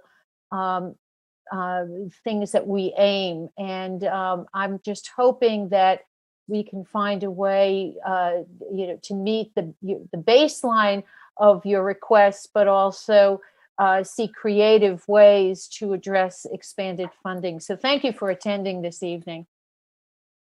All right, and then let's hear from Susan. Yes, hi, Makita.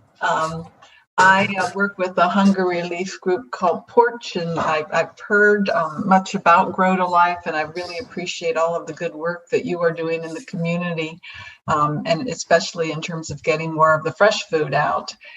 Which brings me to two questions. One is, I'm just curious, how many BIPOC farmers are there in the area?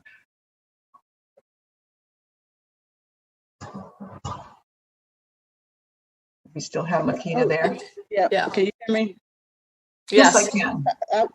Okay. When you say in the area, do you mean a triangle or just? Well, let's say Orange County. I just wouldn't have any idea. Orange County, I would say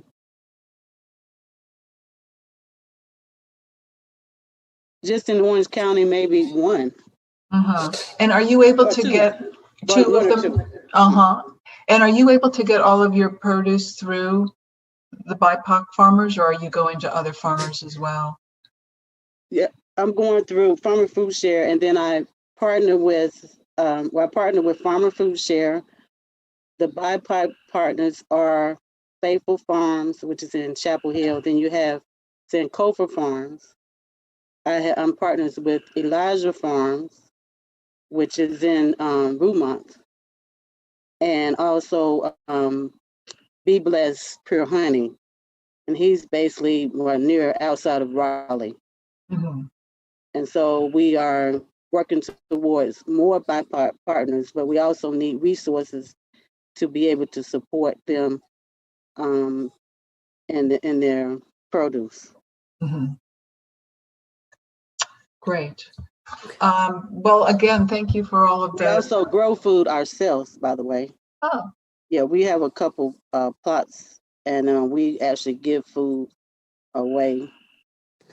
Do you have volunteers? So I am, and we are BIPOC producers ourselves. Grow to Life is. Good for you. So you have volunteers helping you with the growing of the different places we have. Yes. Got you. Good for you. Well, thank you again for all of your good work. Give thanks. Take good care. Thank you. Thanks, Susan. Hey, hang on there just a minute, Makita. It looks like Sammy has something he wants to add to this too. Yeah, thank you, Makita, for presenting to us. I just wanted to make sure you're in touch with Ashley Hager, who's with the Orange County Food Council. We're going to be having a presentation from the Orange County Black Farmer Think Tank, either on June the 10th at 6 p.m. or June the 24th at 6 p.m. And it sounds like a really good opportunity to connect with folks. And if you don't mind, if you're not connected with Ashley, please send me your contact info and I can put you in touch so that at a minimum you can attend that presentation and maybe even be a participant of it. All right, very good. Thank you again, Makita, for being here with us. We appreciate it.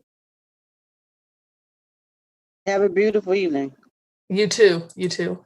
Okay, so council members, so I'm going to close the public hearing on the budget, and just FYI, so we're about 45 minutes behind schedule, but we have our TDA item, which shouldn't be terribly long, I don't think, and we have our presentation from the Friends of Bowling Creek. I think our closed session will be more like 15 minutes, 10, 15 minutes, as we have discussed earlier. So it shouldn't be, it's not going to be the whole hour we've set aside for it, because it's going to be a narrower conversation. So, all right, Mr. Manager, let's go ahead and go with the next item. Okay, thank you, Mayor and members of the council. The next item on your agenda is the receipt of the Carrboro Tourism Development Authority's budget for FY 21-22 And I believe the chair, Don Strickland, will make the presentation to the council. Don.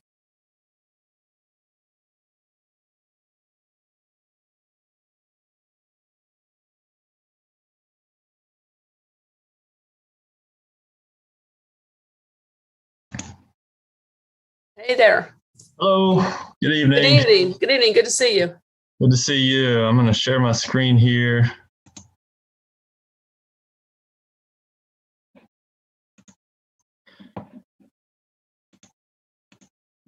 Okay. Can you guys see that? Yes, we can. All right. Perfect. I'll be quick. So I'm here to just give an annual report. This slide here just shows our general purpose of what we do. Most of you know we've had these meetings a couple times now. 2/3 of our funds go to promote travel and tourism, and 1/3 goes to tourism-related expenditures. Just a note what we've been doing. Our accomplishments despite COVID, we were able to launch our Visit Carrboro assets that a lot of you, we thank you for joining us for our launch for that. And we've had a lot of good feedback from business owners and visitors alike coming to town to celebrate our tourism here in Carrboro. The Visit Carrboro assets included a Visit Carrboro website. It's a refresh of our tourism site, social media handles, a hashtag Visit Carrboro. And for Visit Carrboro, just a note, we found out recently that we actually won an award for it. The Academy of Interactive and Visual Arts selected Visit Carrboro as a 2021 Communicator Award winner. We earned an award of distinction for our integrated promotional campaign. Here we just list a couple of, or several of the folks that were included with that. Carrboro Creative, I-40 Films, Daryl Wall, who did some really cool voiceovers on the website, David Jesse, Tom Simon, Splinter Group, and I won't read all of them to save some time.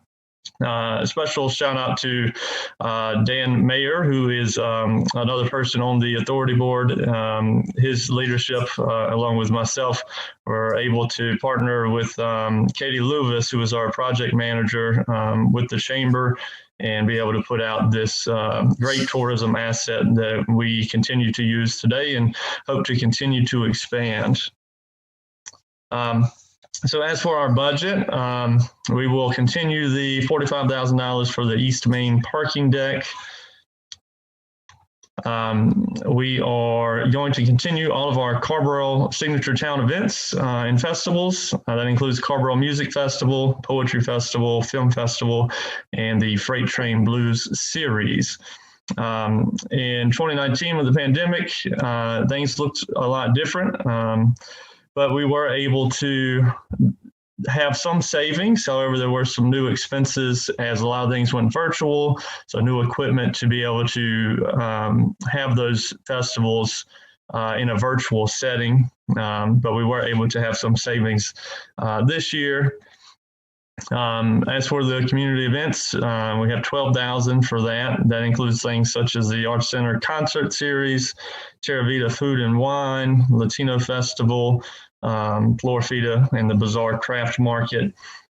We hope that as we continue to progress through the pandemic, all of these festivals will return to an in-person, a safe way to have everyone together to celebrate everything.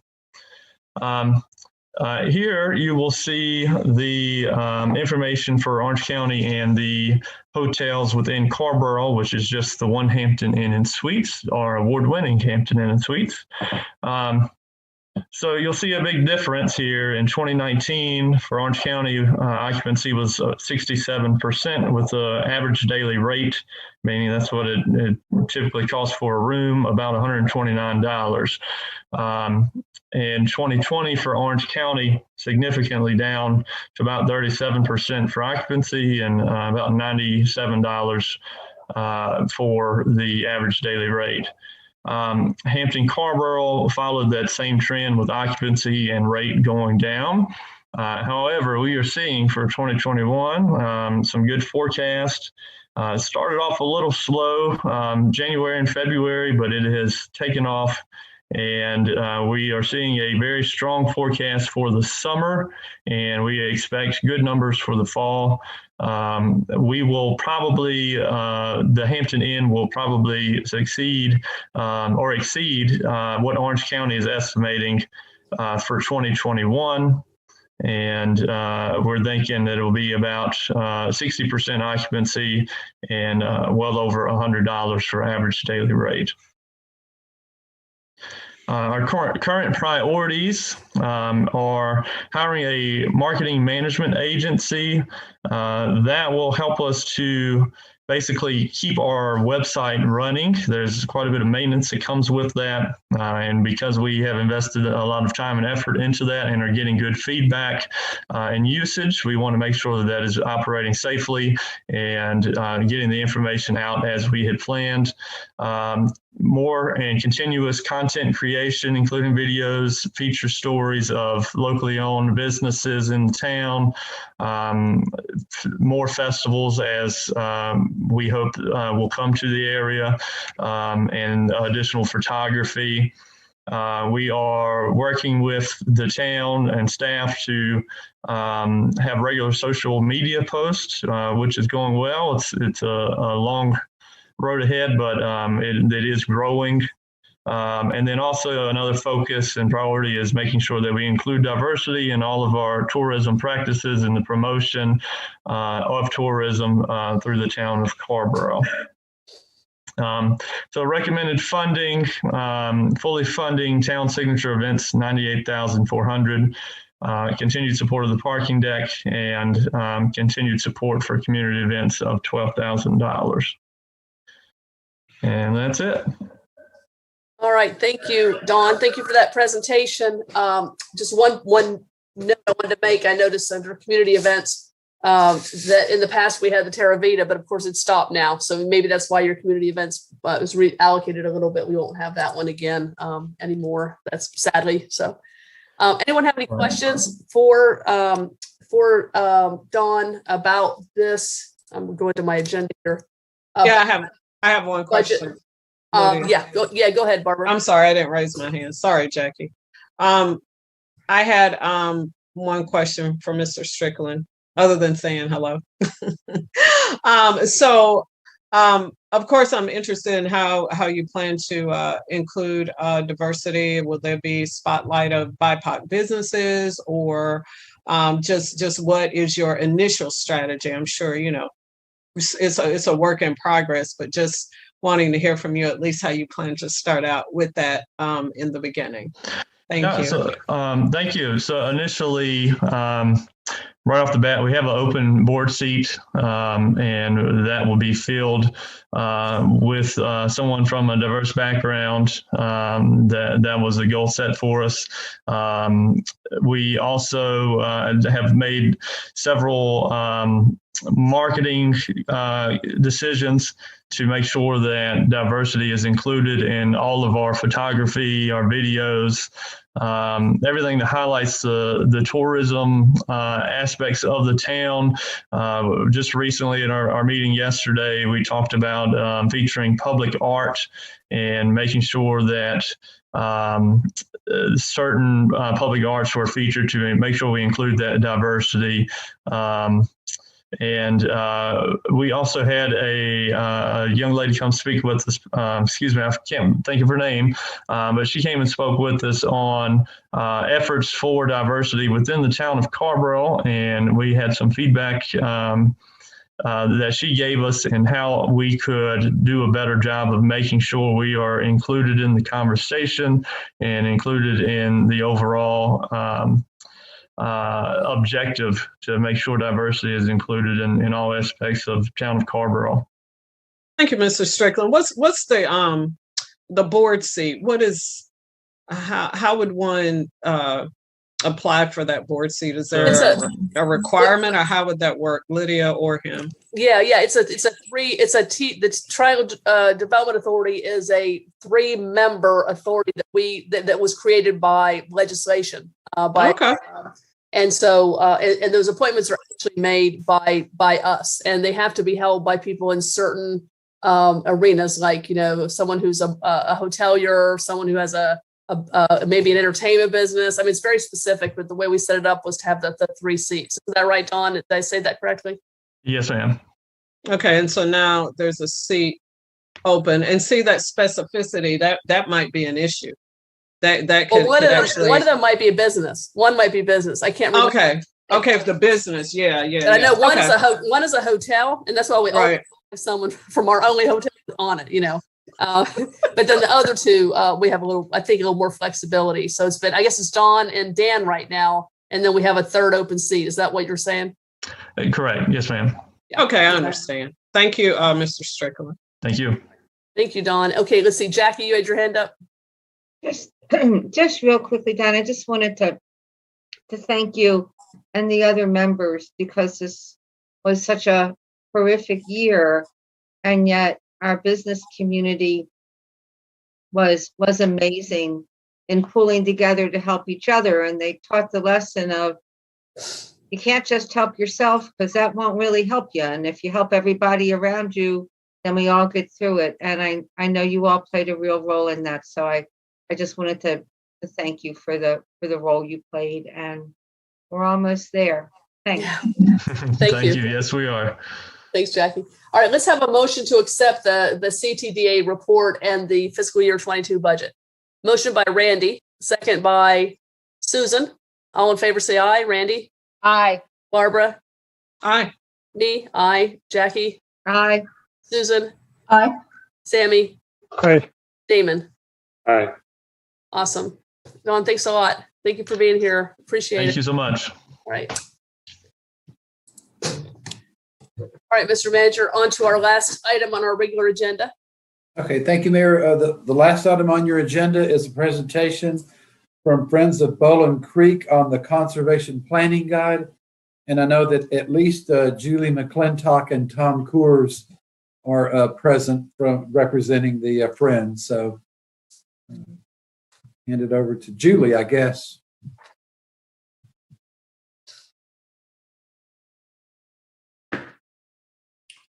Great. Thanks, Mr. Manager.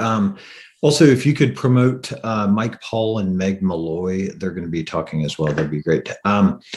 So thank you all so much for time on the calendar. And actually, one last quick thing. Mike Paul is going to be driving the slideshow. So if you can get in here, that'll start up as I start going. But I'm here, Tom. Hold on a second. I'll get this shared. Yeah, it's fine. All right, just want to say hello quickly before you begin, Tom. Good to see you. Good to see Meg. Likewise. Good to see Paul's. Good to see Mike's picture. I see Julie's name. Good to have you all here with us. So thank you. It's great to see you all. It's been far too long. Yeah. I bumped into a few of you around town, but that's all right. So first off, I know it's late, and really appreciate the time on the calendar tonight. Mayor Lavelle and members of the council, I'm Tom Coors, and along with the others on the call, we're really grateful to be talking with you about the conservation guide that you should find in the background material that's in the agenda. We're going to briefly go through that guide, and more importantly, we want to have a brief discussion after our presentation. Mike's going to talk after me, Meg's going to talk after Mike, and I even think we might even have a appearance from Randy Dodd. I'm not sure, I can't promise that, but just kind of one thought and word of appreciation. Sincerely, thank you to each of you for serving the town and also the town staff. We really, really appreciate all the time as we were looking at 9:20 on a Tuesday night, the heart and the effort that you all put into making Carrboro such a great place to live. And especially over this past year, your service has been so important and meaningful, and we really just salute you for your service as elected officials. So next slide. So what do we do, Friends of Bowling Creek? We have evolved over time, and I would say that Friends of Bowling Creek is now maturing into a true nonprofit partner for not only Bowling Creek, the forest, but also the town. And that's what the one big takeaway is, that we want you to think of us as a partner in a number of different ways, and we'll get into that. As you know, and as we actually just saw in the Visit Carrboro report that you just saw, Bowling Creek and the forest is an important resource for a town. It serves as a drinking water supply. It goes down into Jordan Lake, but also the land surrounding the creek has played such an important role during the pandemic. It's been a great, safe place for us to relax, to recreate, and to recharge. And now, frankly, I think just judging by the number of people that we see in the forest, we've got more people in the community that are going to be realizing how valuable a close to home recreational destination is to our quality of lives. So what do we do? We've had a number of projects over the years, and I think you'll recently recall the community meeting that we hosted and facilitated with Mayor Lavelle and also Mayor Heminger about the future of the P.H. Craig Tract over at Chapel Hill High School. Next slide, Mike, please. We've done a lot of fun things. We've hosted and promoted wildflower walks and hikes, usually in the Bowling Creek natural areas. We've done a number of different rain garden workshops within Bowling Creek neighborhoods, trying to link individuals and institutions practices like McDougall School Complex to water quality and also the creek. And we've also held events with kids like the World Water Day in 2019 along Bowling Creek near Umstead Park. So next slide. What is the Bowling Creek natural area? As you'll see on the map, if you'll look west of the red dotted line, it's starting at the north, about 325 acres of UNC land. Some of it's obviously conserved through the Carolina North Development Agreement. And then you go next to the interesting piece, which is the 77 acres by P.H. Craig. And then further south, you've got the Adams Preserve, which was conserved by Carrboro and also Orange County. So all told, we've got an incredible 429 acres of really wild land for an urban setting. We've got coyotes and barred owls and fox and deer, and it's just really a treasure that we've got in our town limits, and that's what we want to do, is try to figure out how best to conserve it. So next slide. Why this document now? So I'll urge you all to look at the conservation guide. It's meant to serve the town and also kind of others to build kind of the social architecture that we need, frankly, to conserve and manage the Bowling Creek natural area. And what we want to do is inspire you all, our government, but also our citizen conservation leaders, but then also our community writ large to work together to protect and restore this area as a healthy urban forest. So on the materials that you've got, look at page 6, there's a healthy list of incredible volunteers that led and contributed to the report.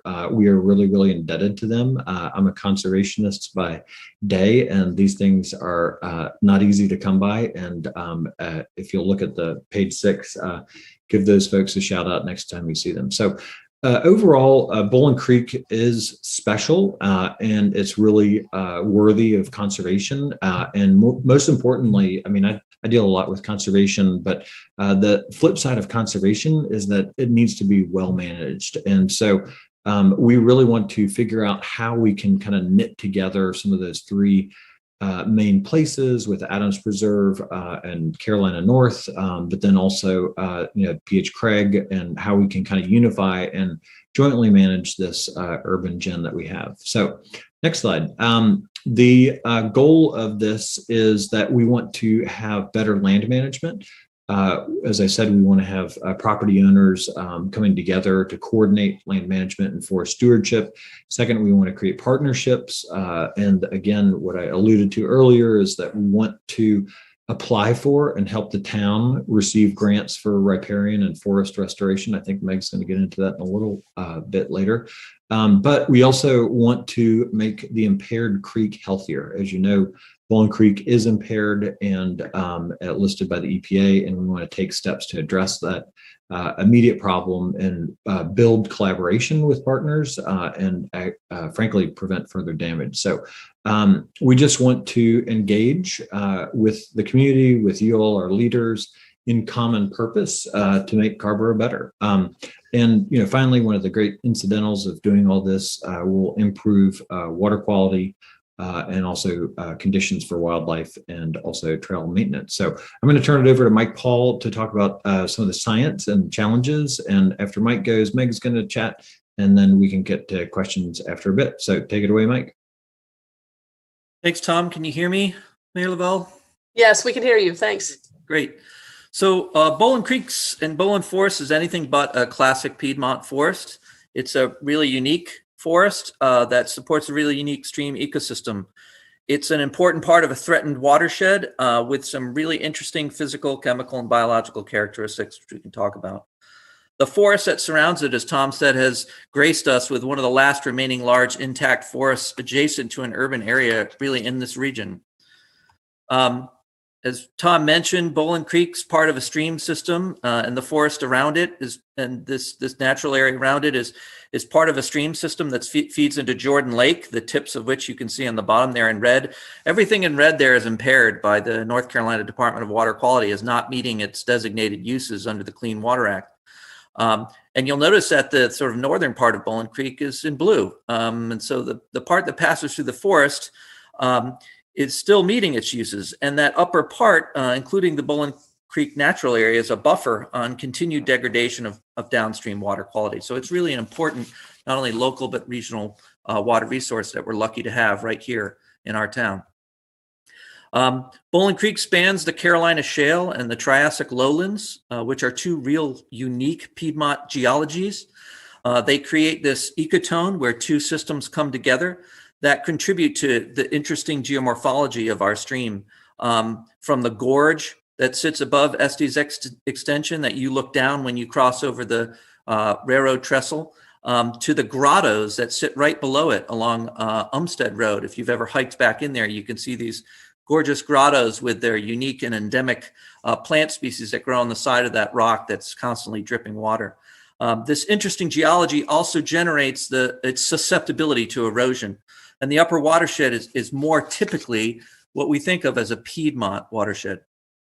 As a result of this complete and intact forest sitting on this geologically unique ecotone between these two geologies, the Bowling Forest is home to a wide variety of cool plants and animals that Mary Sonis, one of our Friends of Bowling Creek members, has been documenting for years, and hopefully all of you get her weekly emails where you can see the amazing photos she takes of the wildlife in Bowling Creek and Bowling Forest.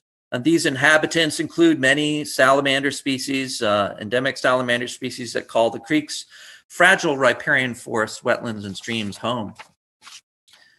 There are, however, a variety of threats to this forest. Urbanization, the Owasso, and other easements along the stream corridor and through the forest, clear cutting, trail erosion, and climate change. These are all pose a threat to this intact forest and its aquatic resources. But as good as we are at documenting the resources and the threats, however, the science of forest and stream management is equally pretty well advanced. And so the solutions to these threats are within reach. They're just going to require focus, cooperation, and a lot of hard work from volunteers, town staff, and experts. But together we can do this. We have some excellent models close by to help. Battle Park in Chapel Hill. You know, this is a neighborhood that is next to university property. They have a lot of trails through it that were experiencing erosion. They have sewer easements running along the stream. It's adjacent to residential areas. Do those ingredients sound familiar to everybody on the phone? So that community worked diligently in partnership with the university, the town, and the residents to craft a trail and forest management strategy to address those issues. And we have learned from it in crafting a pathway for success in the Bowling Creek Conservation Plan. And this pathway is, what did we learn from the Battle Park experience? That it's important to identify the problem areas, to build a coalition of partners, to create a plan that includes stormwater improvements, stream stabilization, utility improvements, of sound utilities siting, forest purchase, trail maintenance, and climate mitigation, and to implement it with volunteers as much as possible. And Battle Creek really excelled at getting volunteers out there to help with all aspects of the plan that they implemented. And so the concerned volunteers of Friends of Bowling Creek are ready to partner in planning and implementing a management plan to further protect this great resource that we have. The community has jumped on many solutions already, and now Meg Malloy will talk about some of the efforts that community members have taken to help with forest protection and stormwater control. You there, Meg? I'm there. Can you all hear me? Hi, Meg. Yes, we can hear you, Meg. Fantastic. Well, I'll be brief, but I just wanted to say thanks to the Friends of Bowling Creek for inviting me to be a part of this. I'm one of those volunteers coming from the larger community, really probably bringing in some of my, I've lived in Carrboro for 32 years in Bowling Forest, and love living in the natural environment. And I guess when a couple of issues have bubbled up, I just was able to kind of really build on some of my public health background and my nonprofit background. And by saying, you know, we can really get some people together to solve some of these problems and work together, and just played a role in engaging community partners in a couple of initiatives that I'll just briefly mention, because I think there's a lot of strong leadership and interest in our community, and we just have to sort of show people how they can get involved, and we can get a lot more done. So next slide, please. So I'll give you two examples of some of the projects that I've been a part of. And the town council, you all may remember these, but I'll just give you a few brief highlights because some of these have been a few years. But back in 2014, 2015, as part of my HOA board, I think Mike was also on that board at the time, we found this wisteria invasion had just taken over the entryway to Bowling Forest neighborhood. And several of us just kind of stood around on after a couple of work days and said, this is really just too big for just a couple of volunteer work days to come in. We realized how large of a problem. So I just Googled to see if there were any grants out there, because I do have a public health nonprofit background, and found that the North Carolina Forestry Service has an urban and community forestry grant program. I called up the program officer, and the good news was she said, you all are a perfect fit for what we could do. So we got 6 HOAs involved because they were abutting this this property that had this wisteria invasion. And I called Trish over at the town, and she said, yes, this definitely needs to be, we would love to partner with you. And so we looked at an invasive grant back in the 2014, 2015 years, sort of in 3 different layers. One was the actual wisteria invasion site. And then we did 2 other layers where other community partners joined in. Friends of Bowling Creek, Julie started coming to some of our work days and spreading the word through the newsletter. The Botanical Garden, Ken Moore got involved, and then Owassa was engaged as well. Next slide, please. Just sort of 3 different circles. And it was a very small grant. It was only $10,000, and we did $10,000 in-kind match. But I will say that over the 2-year grant, we logged 580 hours with over 100 volunteers, with really just by promoting it through the 6 HOAs, pushing it out through their listservs and saying, hey, you guys, we're going to do some work days. And we did hire a couple of consultants to help really treat the wisteria appropriately. They did some cover crop planting to manage it, and they purchased with the grant 100 plants and trees and shrubs. And then we brought all these volunteers in over 4 work days to plant and mulch them. And next slide, please. Had a good time doing that. And the grant also went beyond this little site. It was to really raise awareness about invasives in general across these HOAs and to the broader Carrboro community. So next slide, please. We did a couple of walking work days because Japanese stiltgrass, as we all know, is kind of everywhere in Carrboro. And we just wanted to raise awareness about the process of how it's pretty simple to control if you know how to in your own yard or in your own HOA common area. And if every neighborhood, did the little bit that they could, that would be a big component for, not eradicating the issue, but to control it. Next slide, please. And the third part of that grant was that the consultants wrote an urban forest stewardship plan, which still sits on the Town of Carrboro website that was written back in 2015.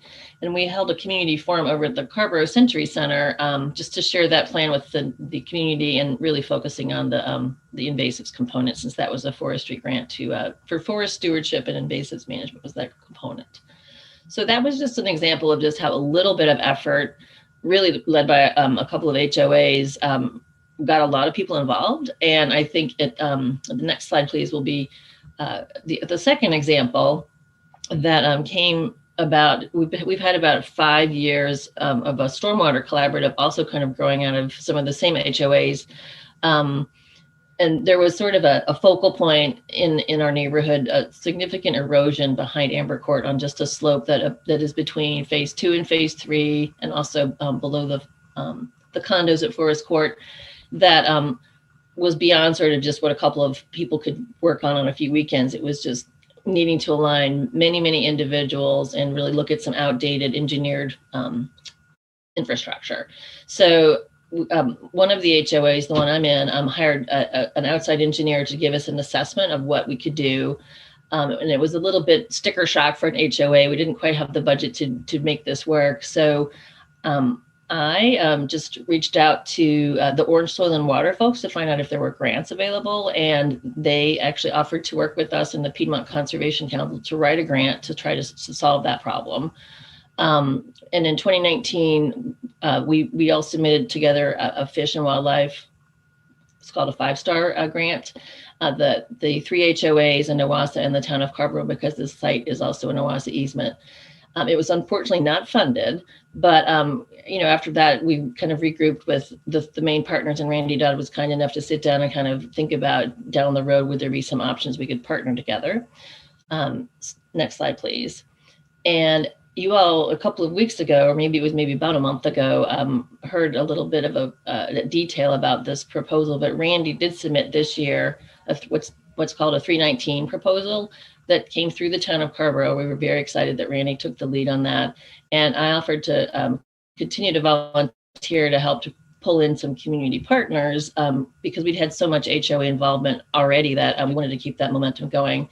And so this grant was really exciting. We had 20 community partners there. So if the grant proposal is funded, a good chunk of the money will go for some engineered for this slope.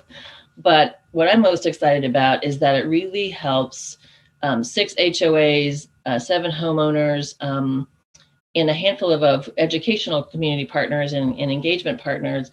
Think about if you live in a neighborhood next to the creek, if you're a homeowner or if you're on an HOA board, what is sort of the short checklist that each of us can do to really think about how we can support a healthy creek and control stormwater runoff and reduce silt and nutrients going into the creek? It's part of the problem that Mike and Tom are talking about. So we also were really excited in this one that Ironwood's HOAs, which is right across the creek from our neighborhoods, it's a Chapel Hill neighborhood, agreed to be a part of this because we're both looking at the different sides of the creek, and if they could be thinking about education and awareness among their residents as well and their HOA boards about some things we could do collaboratively. This would be the beginning of something that potentially we could spread across Carrboro to other neighborhoods if this is funded.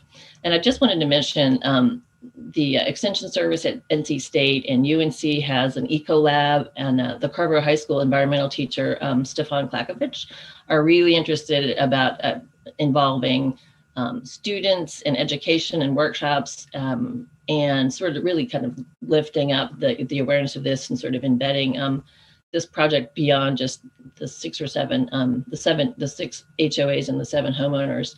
And I'm really excited because Friends of Bowling Creek, Julie's board has agreed to help video record some of the educational sessions so they could be archived in the town of Carrboro and the Friends of Bowling Creek website, so that other neighborhoods who might want to go and think about these best practices will have a way to learn without having been in the room or in the neighborhood workshop at that time. And also the Carrboro Stormwater Commission has been, really supportive. I think Jackie was there one day. We did a walk through the woods and took a look at a lot of the erosion. And, we know that water events have become bigger, but it's amazing when you go and look at just even 6 months difference, how much our topography and our erosion is happening from our neighborhoods in damaging the creek. So next slide, please. Actually, that's my last slide. But I just wanted to close before we have questions, is just by saying that both of these projects have really offered clear pathways for Carrboro residents to get involved in something that's bigger than just one person could ever do on their own, or even one HOA could do on their own. The benefit only comes when you align some of the efforts across these boundary lines. And we've sort of said in the Stormwater Collaborative, water doesn't understand property lines, and that's true for everything about the natural environment. We each maybe own for a little while a little little piece of this land where we live, but collectively we can do a lot to think about aligning our time and our efforts in pursuing resources that can help really make a big difference and preserve. This is a natural gem, and it's one of the reasons that so many people love living in Carrboro. So I'll stop there and pass it back to Tom. Great, thanks. Meg is truly an incredible person to have on your team. Just blows me away about what she can actually pull together and pull off. So basically what we're hoping that you get the idea is that we can push and help you all push for a unified natural area, and that, working together, as Meg pointed out, we can get a lot of great results. And so we here as Friends of Bowling Creek want to help obtain grants, raise money, and marshal more volunteer efforts.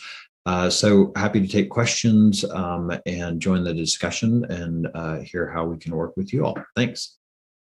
Great. Yeah, thank you. Thanks for the presentation. And Mike, if you want to stop sharing, it'll just be maybe a little easier than minimizing our, yeah.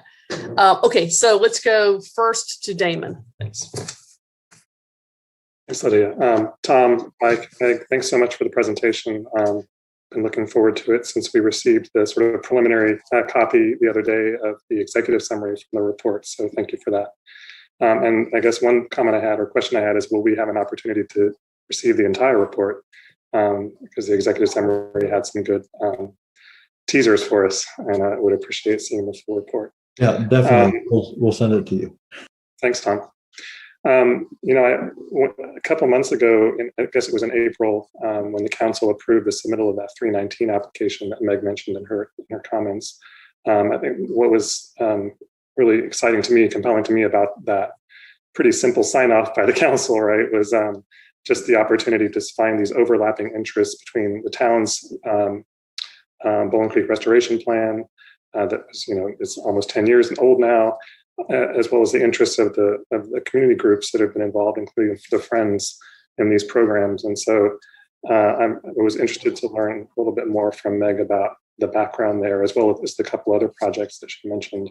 And so I'm just really excited because we know that one of the motivations, for example, of starting up our stormwater utility was to be able to position the town to take up these kinds of grant opportunities and other opportunities to actually start completing the stormwater restoration plan, which we've been sort of on hold with for a while. So I just wanted to highlight that in particular as something that I really appreciate about the work that you all are doing, and hope that we can find more of those opportunities to meet each other's needs in the way that you described. So thanks again. Thanks, Damon. We'll go to Jackie and then Susan. I just wanted to quickly thank you all again, and I really enjoyed going down the creek and going back to my old stomping grounds with you. That was great. I too would like a full copy, and I'm sure we can do that. I think I love the model that Chapel Hill and the university have. I've been on those trails numerous times, so it's not like something we can't pull off, because it's been done before, basically right here in our own community. So thank you for your leadership on that, and we look forward to continuing to work with you on it. Thanks, Jackie. Let's see, Susan and then Randy. Thank you, Lydia, and thank you so much, Tom, Mike, and Meg, for the presentation this evening. And yes, I too would love to see the full report along with I did have a chance to look through the executive summary and look forward to reading more. I'm most intrigued by the whole opportunity for volunteerism through this, and talk to us a little bit about how many volunteers have been involved in the past, the ages. Is it more, kind of the younger, kind of high school age kids, or is it more the homeowners? Do the high school kids have service learning opportunity hours that they can accrue through this? Are there any apprenticeship programs in place for kids who may want to even pursue some of this as a vocation? Is there any kind of like volunteer bank that you have where you have all of the names and email addresses, so all of these people you can call upon for future projects? But anyway, I'm just sort of curious about the whole volunteer aspect of this? I'd say yes to everything except for the apprenticeship program. I mean, we've had a lot, the rain garden work that we've done over the last, I don't know, 6-7 years, maybe, was homeowners, older set, but then did a lot with McDougal and had kids. And in terms of the high school, I don't know what's all involved in accreditation, but that's a really good flag that we can look forward to. But I think, we can stand stuff up and have this and, have more. I mean, there used to be eradication of invasives kind of down back behind the police station for a while. I don't know if that still goes on, but I think there are opportunities for kind of service days that we could organize and kind of work with you all to figure out how best to do it. So I think that there's, a lot of people that have really come to appreciate the forest and the creek and are using it, which is a really good place to be, to actually get them more involved. And, once you kind of got them hooked, then they can do more and more for us. So I think those are all valid and great suggestions. And I can just add a quick comment, Susan. Stefan Klekovich, he's the environmental teacher at Carrboro High, and he put in a letter of support for this grant. He's so excited about this. He was like, he's raising a generation of environmentalists. He's a fantastic leader, and he also sits on the Chapel Hill Stormwater Advisory Board. So he was really interested in the stormwater piece. But he said that the environmental students have an additional kind of practicum requirement in addition to the community service hours, and he gets students at Carrboro High involved in both. So the environmental classes, they do like outside things and kind of do some planning and learning, but then he also involves kids who aren't in the environmental courses in the community service hours. So he was he had estimated a significant number of volunteers from just Carrboro High. Fantastic. And that's should the grant be funded. Mm-hmm. Great. Thank you, Meg. All right, thank you. Thanks, Meg. Thanks, Susan. Let's go to Randy and then Barbara. Well, thank you, Friends of Bowling Creek, Tom, Mike, Meg. I really appreciate hearing the presentation. I have a few recommendations, but before I go to the 4 recommendations I want to make, I agree getting a full copy of the report for each of the council members is important. I would also say that if the town would provide also hard copies for those who want a hard copy. Let me give the 4 recommendations that I want to make, and then I want to make a comment regarding the volunteerism and the invasives. So there's a couple of points I'd like to consider and for potential follow-up and just points to consider. One, I really would like to request, I am requesting, that the council have staff provide the comprehensive plan task force the full report, that the comprehensive plan task force review and be familiar with this document as a town environmental stewardship and natural climate mitigation resource and multifaceted recreational asset. It's one of the components that needs more resource and texture to it than we have. The environmental side tends to be more towards programmatic and less more about what's happening in our natural environment. That's number one. Number two, requesting that the town of Carrboro initiate a conversation with UNC on the potential to collaborate on the forest sustainability and management. I'm requesting that staff outline and recommend a potential collaborative management framework to us, to our council, to ensure that the future health of the forest and the stream and riparian buffer. Third, I'd like for us to achieve our community climate action plan ecosystem objectives. Friends of Bowling Creek is a premier asset as the Bowling Creek and Forest Natural Area Resource with the local environmental experts, your volunteers, and field experience science educators. Friends of Bowling Creek specializes in work with community groups and volunteers. If were we to work and create a structured plan, Friends of Bowling Creek can provide the much needed maintenance for trails and stream repair. So I'd like that to be considered.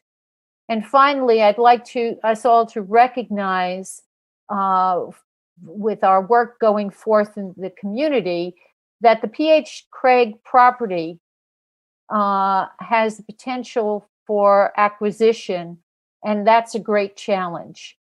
It's a challenge that Carrboro and the conservation groups anticipate, and we would like to be prepared to meet. So with those four, and I'll send those four to council manager and Kathy. Number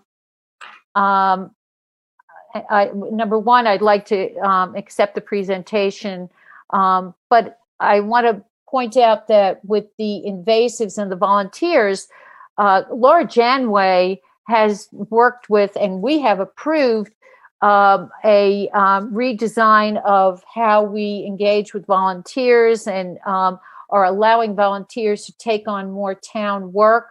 Barbara Stenross and Steve Feuerstein are also involved. And I would just like to see that rather than having siloed groups volunteer, that groups that are volunteering to address invasives, have a cross-pollination of conversation, and that the town can help coordinate and direct. So with that, I'd like to just accept the report and with the four recommendations, and asking that we all receive copy. Randy, I tried to keep track of number 2 and 3. I understood 1 and 4. I don't have any problem with passing this report on to other groups, but I think we ought to all see it first. So, maybe it comes to us all first, and then we have an agenda item where we authorize sending it out to everyone else, or Friends of Bowling Creek can just send it to everyone on the committee. But I do feel like, I think that members of the committee, the members of the council would like to see this report before we, say, hey, just send this on to everyone else. I mean, I'm sure it's fine based on the presentation. And number 4, I could talk all night about the number 4, and I can, so can everyone here. 2 and 3, they were a little dense for me to hear. 2 was about Carolina, the third one about collaboration, roughly. But I think maybe we can have a more extended conversation on the council about 2 and 3, especially when we get a new town manager on board. I mean, I think Tom, Meg, Julie, Mike, y'all know that David's leaving in July. And so, we're going to be having a new manager who's going to be here, hopefully in August. But I think that certainly any kind of, discussion, negotiation, kind of moving forward with UNC, with the forest would be, that person would be helping to drive that too. So I think, I don't have any problem with that either. I'm just talking about the lay of the land, since we have 2 more meetings between now and September, and we'll have someone new in David's seat. Yeah, the only thing I would say with that is that this conservation guide and the work that has been done and outlined in this presentation is exactly the kind of work that our neighborhood initiatives for the Carrboro Community Climate Action Plan requests. It is an unbelievable model of what neighborhood associations, when Meg talks about 6 homeowners associations coming together, that's exactly what we're looking for. And that is why I'm recommending it goes to the comprehensive plan, because I want to be sure that folks on that task force understand what's going on in community now. This is not something we approved of or that we generated. This is community action. And for that reason, I feel like it has validity beyond what we would recommend or approve. Right. I know. I understand. Okay. Let's, we have more hands up. So I've been waiting on Barbara's hand, and then it looks like we're going back to, well, then Sammy hasn't spoken yet. So we go to Barbara and Sammy, and then we go back to others like Jackie who have raised their hand. So let's do Barbara and then Sammy. Thank you, Mayor Lavelle. So shout out to Friends of Bowling Creek, Meg, Ms. McClintock, Tom, and Mike for laying out the how, the what, and the why. I did have a couple of questions and look forward to seeing the full report. So I hear a lot about collaboration and partnership. I hear, with the town. But I think about some of the climate groups around, like the Climate Council. The NAACP has an Environmental Justice Committee. So I was wondering if there was any thought about, engaging with those groups with this initiative, and trying to just really think about the town's partnership with Friends of Bowling Creek outside of the stormwater management work and the climate mitigation work. And also wanted to ask the town manager, David, because I start to think about, our own resources, our town staff resources, to be able to develop a new partnership with an initiative such as this. So I don't know if David wants to go first, or if anyone from either Tom, Meg, or Mike. Tom, Meg, or Mike, you want to respond to Barbara's comments, and then after that, I guess David can. Yeah, I think that, once we socialize the report, and we'll get that to you and we'll get that out, I think that, I certainly would welcome other suggestions on groups, on who best. And so, we can kind of do the tour and walk folks through this and see, where and what parts, might interest and, those groups might get engaged with. So happy to get suggestions and take them, take those from you. So those are all great suggestions. So turned over to David. All right, thanks, Tom. David, any response or thoughts about what Barbara said? Yeah, well, I think Randy is working on the 319 grant, I think, with the Friends. But I really need to get with staff and think about it a little bit. I'm not prepared to answer that question, honestly. Yeah. Okay.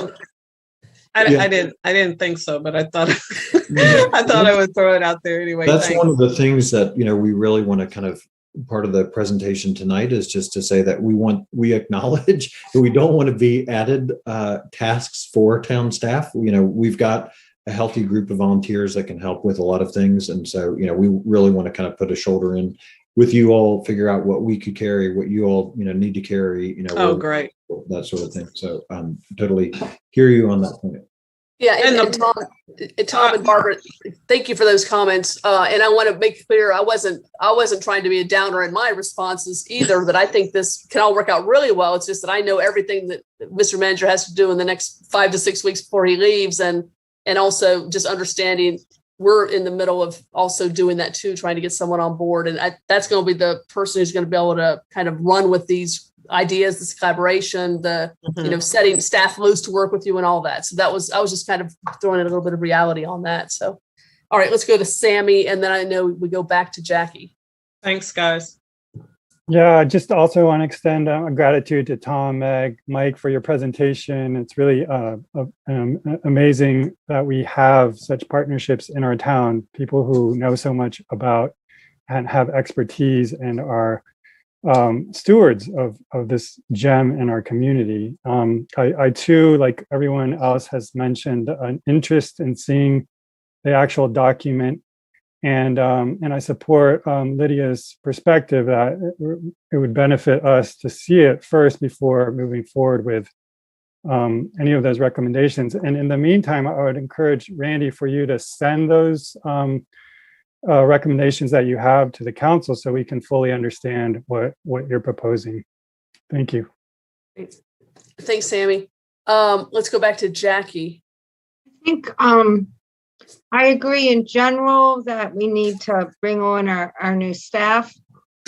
But one recommendation of Randy that I want us to move on very quickly is getting this report to the Comprehensive Plan Task Force. We don't have 6 months to wait to get it to them. And I really think that it should inform a lot of their work, and it needs to inform the work that they're currently doing. So I very much support Randy's suggestion of getting this to the Comprehensive Plan Task Force and asking them to review it. And I'm not quite sure how we do that, but I think it needs to happen, and it shouldn't wait until fall to happen. Thank you. Thanks, Jackie. Randy, Barbara just put her hand up. Is your hand up still up from earlier, Randy? Okay. All right. So let's go to Barbara. Oh, and my question was a follow-up to Councilmember Gist, because I know right now we're doing some racial equity training, with the Comprehensive Plan Task Force, and I don't know if there'll be another opportunity. I understand the importance of it, but just trying to really think about where we could, integrate this prior to the fall. Is there a staff member on, David, that maybe could answer that, Trish, or just to see if it's possible? Well, go ahead. Go ahead. Or Lydia, if you know. Well, I don't know, but I see I saw that. I know Damon had his hand up, and I thought someone else had their hand up too. So, David, do you want? Is there a staffer here that could talk about what's planned for the comprehensive for our task force this month? I'm looking. I don't see Trish. I see Tina. She has their hand raised over there. Okay, she's Town of Carrboro 7. Trish.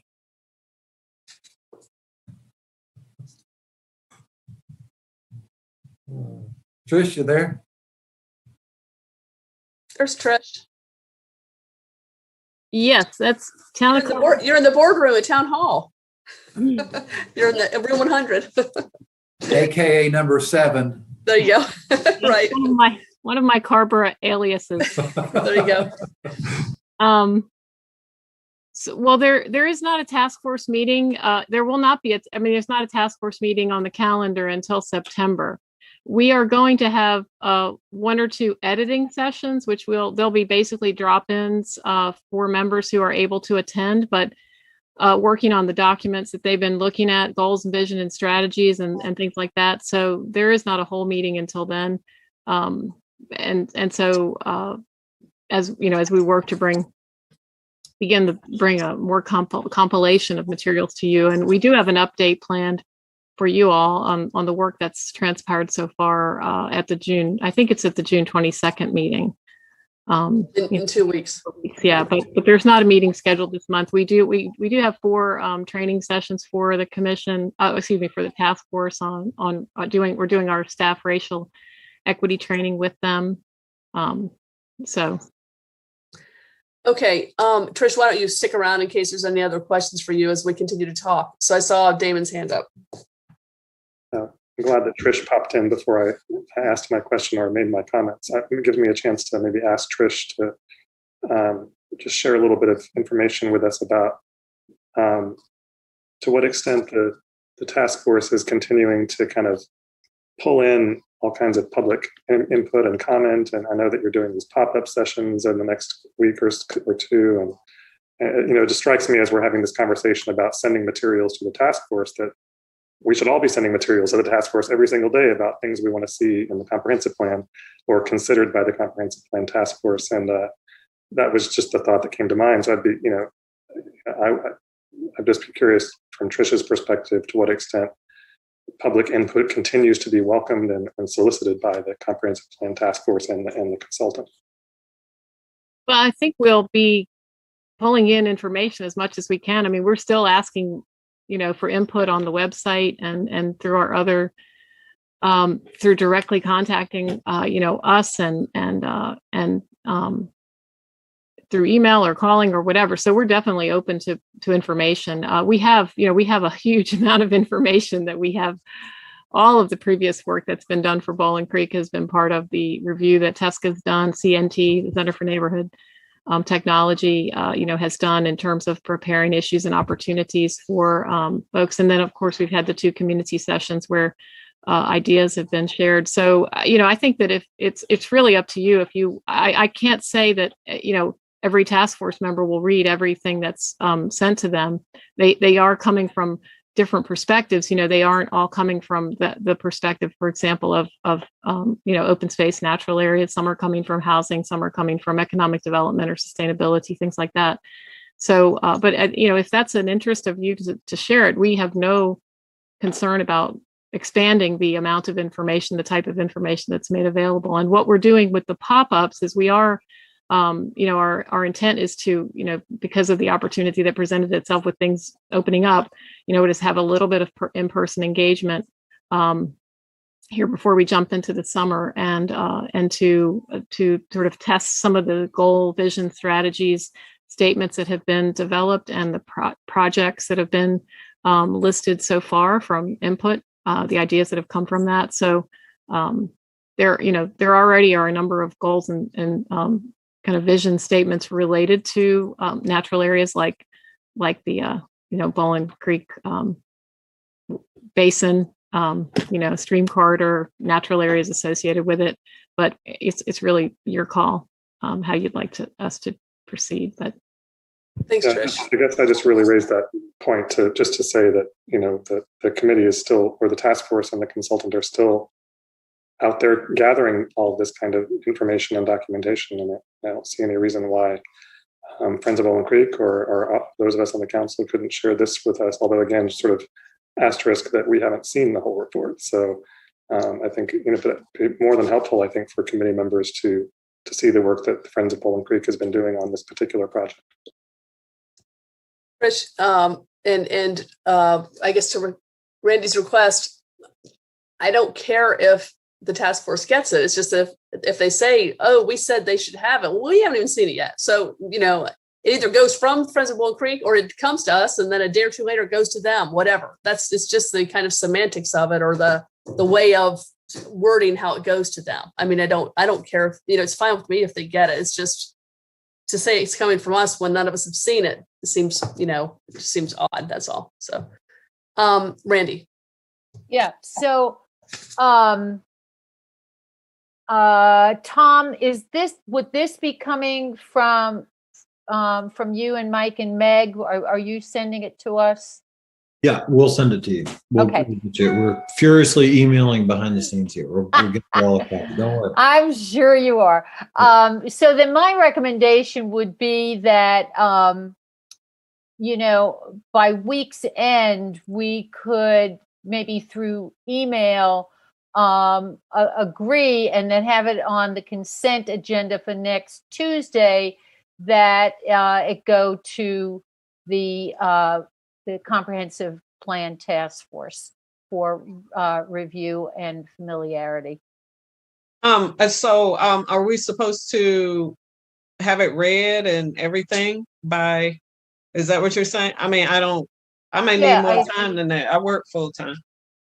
So I may need a little more time than that. Or is it just, I don't know. I don't know how long it is, but I certainly would want ample time to look at it. Yeah, and you're laughing, which means it's probably long. Y'all, let's Tom, I mean, I've read it. I've read it actually a couple of times. So I don't know. Tom, what do you say? Meg, Mike? All right, let's hold off on the length of it. I see more hands up. Damon and Sammy. And then let's keep in mind, guys, we have a closed session after this, just kind of. Maybe at the, maybe to put a finer point on the comment I was trying to make. Why doesn't Tom just send the report to the comprehensive plan steering committee? I'm just not sure why we need to go through this, kind of rigmarole of the council considering what it means for the council to send it and all that. Just send it to them. And just like any other, community organization or community member, I hope we'll be sharing all kinds of information with the task force in the interest of the committee reviewing that material. I hope all kinds of people in the community are doing that. I'm not sure why we need this extra step along the way. Just send it to them. Sammy, was that what you were going to say, Sammy? Yeah, that's my sentiment too. Yeah, I kind of feel like that seems to be the most efficient. Send it to them, or send it. You can even send it to Trish to send to them to say this is from the Friends of Bull Creek, but then send it to us too, so we can see it. No. Okay, it's 83 pages. It's long enough, Barbara, to give you pause. You're exactly right. And you got that right. I knew it was long. I knew it was Well, long. and I think if Trish sends it with the executive summary, and like I said, I think the most important aspect of this, and this is not just another document to receive for the task force folks, is the importance of the community, the neighborhoods doing this. This is their own initiative with volunteers and with a nonprofit. That is exactly what we want to see budding all over town, whether it be, the creek and the forest, or it be composting, or it be weatherization, or gardens, all of the things that are in the Community Climate Action Plan. And for that reason, I'm more than comfortable with Trish sending it out, but for folks on the task force to understand, just as for us all to read it and really see the level of engagement that it represents. Yeah, appreciate that, Randy. Thank you. All right. Good discussion, everyone. Thanks again, Tom et al., for being with us tonight. We look forward to getting the report from you all and appreciate you being with us. So thank you all. Appreciate it. Yeah, thank you. Thank you. Good to see you guys. You too. We all have longer hair and we're a little grayer, but we're still going. There we go. All right. All right, Council. Own that gray. Own it. We're owning it. We're loving it, Jackie. Council members, can I have a motion to go into closed session? So moved. By Sammy, second by Randy. All in favor, say aye. Randy. Susan. Sammy. Aye. Barbara. Aye. Me. Aye. Jackie. Aye. Damon. Aye. Aye. All right. And Kevin, you don't have to stick around for this one. All right. Oh, but you can. Bye, Kevin. And then Mary, you're going to make sure that our different folks drop off and then pull Jolie over.